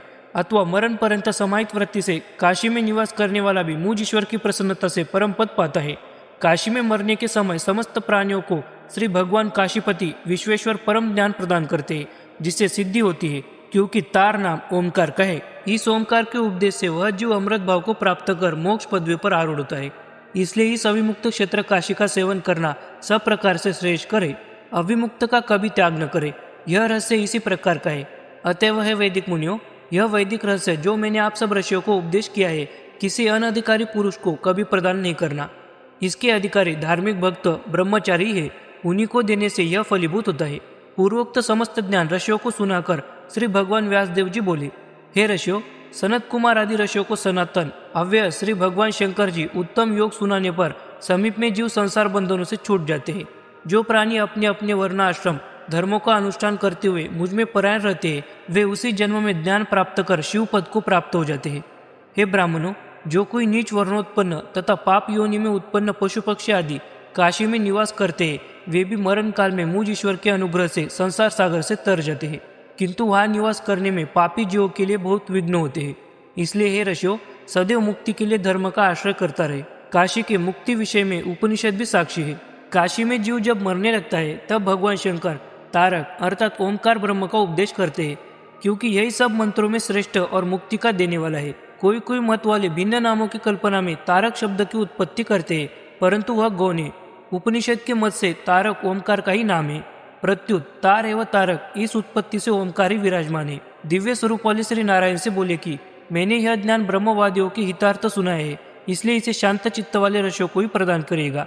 इस प्रकार समस्त योगींद्रियों के प्रति उपयुक्त निर्देश करते हुए श्री भगवान शंकर जी निम्नोक्त विषयों को समझाते हुए कहा, हे द्विजोत्तम मुनिगण, आप सब भी मेरे कहे हुए इस ज्ञान को समस्त भक्तों के लिए तथा द्विजातियों के अर्थ जो यथार्थ रूप में शिष्टाभाव रखते हो विधि पूर्वक मेरे वचनों से उपदेश कीजिएगा। हमारे समीप ये जो नारायण विद्यमान है, ये ईश्वरी है, इसमें कुछ भी संदेह नहीं। जो मेरे और श्री नारायण के विषय में भेद बुद्धि नहीं रखते, उन्हें यह ज्ञान आप सब सुनाना, क्योंकि यह मेरी नारायण नाम वाली परम उत्कृष्ट मूर्ति है। समस्त भूतों में आत्म रूप से शांत अक्षर भाव वाली यह श्री विष्णु की मूर्ति है। जो लोक में भेदवादी लोग हैं, जो मुझ में और श्री विष्णु में भेद मानते हैं, वे कभी भी मुक्ति नहीं पाते, प्रत्युत सदैव जन्म मरण के चक्कर में पड़े रहते हैं। इनसे भिन्न जो मुझ में और श्री विष्णु में अभेद भाव का अवलोकन करते हैं, उनका पुनर्जन्म नहीं होता, वे सदा के लिए संसार बंधन से छूट जाते हैं। इसलिए आदि अंतरहित मेरा आत्मस्वरूप जो विष्णु का स्वरूप है, उसे मुझे ही समझो और उसकी पूजा करो। जो कोई इस रहस्य के विपरीत समझते हैं, अर्थात जो मुझको और श्री विष्णु को देवांतर समझते हैं, वे घोर नरक में जाते हैं। उनके अंदर में व्यवस्थापक रूप से नहीं रहता। मेरा आश्रय प्राप्त करने वाला मूर्ख हो या पाखंडी, ब्राह्मण हो या चांडाल, मैं उसे संसार बंधन से छुड़ा देता हूँ। परंतु श्री विष्णु की निंदा करने वाला भी हो, मैं उसे कभी मुक्ति नहीं देता। इसलिए मेरे भक्तों को चाहिए कि वे महायोगी पुरुषोत्तम श्री विष्णु की मेरी प्रसन्नता के लिए पूजा नमस्कार आदि करते रहे। इसलिए इस नियम का पालन करना सबको परम आवश्यक है। यह कहकर श्री शंकर वासुदेव को आलिंगित करके सबके देखते देखते अंतर्धान हो गए। श्री भगवान नारायण ने भी अपने सुंदर तापस वेश को ग्रहण कर लिया और अपने दिव्य स्वरूप वाले शरीर को छोड़ दिया। फिर इसके बाद समस्त ऋषियों से बोले, हे मुनियों, आप सबको ईश्वर के प्रसाद से जो विचित्र ज्ञान प्राप्त हुआ है, यह परम लाभ समझना चाहिए, क्योंकि देवादिदेव श्री महेश्वर का ज्ञान समस्त संसार के बंधनों का विनाशक है, अर्थात मुक्तिप्रद है। अतः हे ऋषियों, समस्त संसारिक तपों से रहित होकर भी भगवान कैलाशपति के परम विज्ञान को धार्मिक शिष्यों द्वारा आप संसार में प्रवृत्त करें। यह श्री शंकर जी का विज्ञान शांत भक्त, धार्मिक और अग्निहोत्री, विशेषतः ब्राह्मणों के लिए ही आप सब प्रदान करना। इस प्रकार मुनियों को उपदेश देकर विश्वात्मा योगियों में परम योगवेत्ता महायोगेश्वर नारायण स्वयं अदृश्य हो गए। ऋषियों ने भी महेश्वर एवं श्री नारायण को नमस्कार करके अपने 2 स्थानों के लिए प्रस्थान किया। अब इस गीता शास्त्र की परंपरागत संप्रदाय प्रवर्तक महर्षियों का नाम गणना का उल्लेख करते हुए तथा संक्षेप में कर्मयोग का उपदेश देकर इस शास्त्रों को समाप्त करते हैं। पहले यह शास्त्र श्री शंकर जी से प्राप्त कर भगवान सनत कुमार ने संवर्त नामक मुनि को उपदेश दिया। योगिंद्र सनंदन ने पुलह महर्षि को सुनाया। पुलह प्रजापति ने गौतम को श्रवण कराया और वेद विद्या के विद्वान अंगिरा ऋषि एवं भरद्वाज को भी श्रवण कराया। भगवान कपिल ने इसे जैगिशेव एवं पंचशेवाचार्य को दिया। श्री व्यास जी कहते हैं कि सनक ऋषि ने हमारे पिता पराशर जी को, जो समस्त विषयों के पूर्ण ज्ञाता है, यह परम ज्ञान मिला और उनसे यह वाल्मीकि ऋषि को प्राप्त हुआ। पुरातन काल में पार्वती और श्री शंकर जी के अंग से अभिभूत महायोगी पिनाक पानी श्री वामदेव रुद्र ने मुझे यह सुनाया। श्री नारायण भगवान देव के पुत्र श्री कृष्ण जी ने इस उत्तम ज्ञान को महाभारत में कर्तव्य मूढ़ हुए अर्जुन को सुनाया। जब से मैंने श्री भगवान रुद्र स्वरूप श्री वामदेव से यह अपूर्व गीता शास्त्र का रहस्य सुना है, तब से विशेष रूप से श्री कैलाशपति भगवान महेश्वर के चरणों में मेरी प्रीति हो गई है और तभी से मैं भक्तों की रक्षा करने वाले श्री गिरीश के सर्वतोभावेन शरण में आया हूँ। इसलिए आप सभी पुत्र पत्नी आदि समस्त वस्तुओं के सहित समस्त जगत के स्वामी, स्थानुवत, निश्चल एवं एक रस देवताओं के भी देव, हाथ में त्रिशूल धारण किए हुए शंभु वृषवाहन वाले शिवजी की शरण में आवे और उनकी प्रसन्नता से समस्त व्यवहारों की निष्पत्ति करे तथा कर्मयोग द्वारा श्री शंकर महादेव गोपति सर्प से भूषित स्वामी की पूजा करे। ऐसा कहने पर फिर से शौनक आदि महर्षियों ने श्री महेश्वर देव को प्रणाम किया और प्रसन्न चित्त से सत्यवती पुत्र भगवान कृष्ण द्वैपायन से बोले कि आप साक्षात भगवान वासुदेव एवं लोकों के स्वामी महेश्वर स्वरूप है। आपकी प्रसाद से भक्तों की शरण श्री शंकर जी में हम लोगों की अचल भक्ति उत्पन्न हुई है, जो देवों के लिए भी दुर्लभ है। इसलिए हे मुनि श्रेष्ठ, कर्मयोग का रहस्य हम लोगों के प्रति आप फिर से सुनाइए। जिस ज्ञान से भगवान यश मुमुक्षुओं द्वारा आराधित है, वह आपके सामने बैठे हुए श्री सूत जी भी आपके वचनों को सुने। वह जिस ज्ञान को कूर्मावतारधारी श्री विष्णु ने अखिल संसार के जनों के रक्षण और धर्म रक्षा करते समय समुद्र मंथन काल में समस्त मुनियों एवं इंद्र के पूछने पर कहा था। मुनियों के इस प्रश्न को सुनकर श्री भगवान व्यासदेव ने समाहित चित्त से वही कर्मयोग का रहस्य उनको यथाविधि श्रवण करा दिया। जो श्री शंकर जी और सनत कुमार आदि मुनियों से कहे हुए इस उत्तम संवाद को पढ़ता है, वह पुरुष सब प्रकार से पापों से छूट जाता है। जो कोई इस तत्व रहस्य को शुद्ध ब्रह्मचर्य में परायण ब्राह्मणों को सुनाता है अथवा इसके अर्थ पर विचार करता है, वह परम गति को पाता है। जो कोई दृढ़ व्रत वाला पुरुष भक्ति युक्त होकर इसे सुनेगा, वह समस्त पापों से रहित होकर ब्रह्मलोक में पूजित होगा। इसलिए विद्वानों को चाहिए कि सर्वोपायन इसका पाठ करें। विशेषतः ब्राह्मणों को चाहिए कि वे इसका श्रवण और इस पर युक्ति पूर्वक विचार करते रहे। इति श्री ईश्वर गीता 11वां अध्याय समाप्त।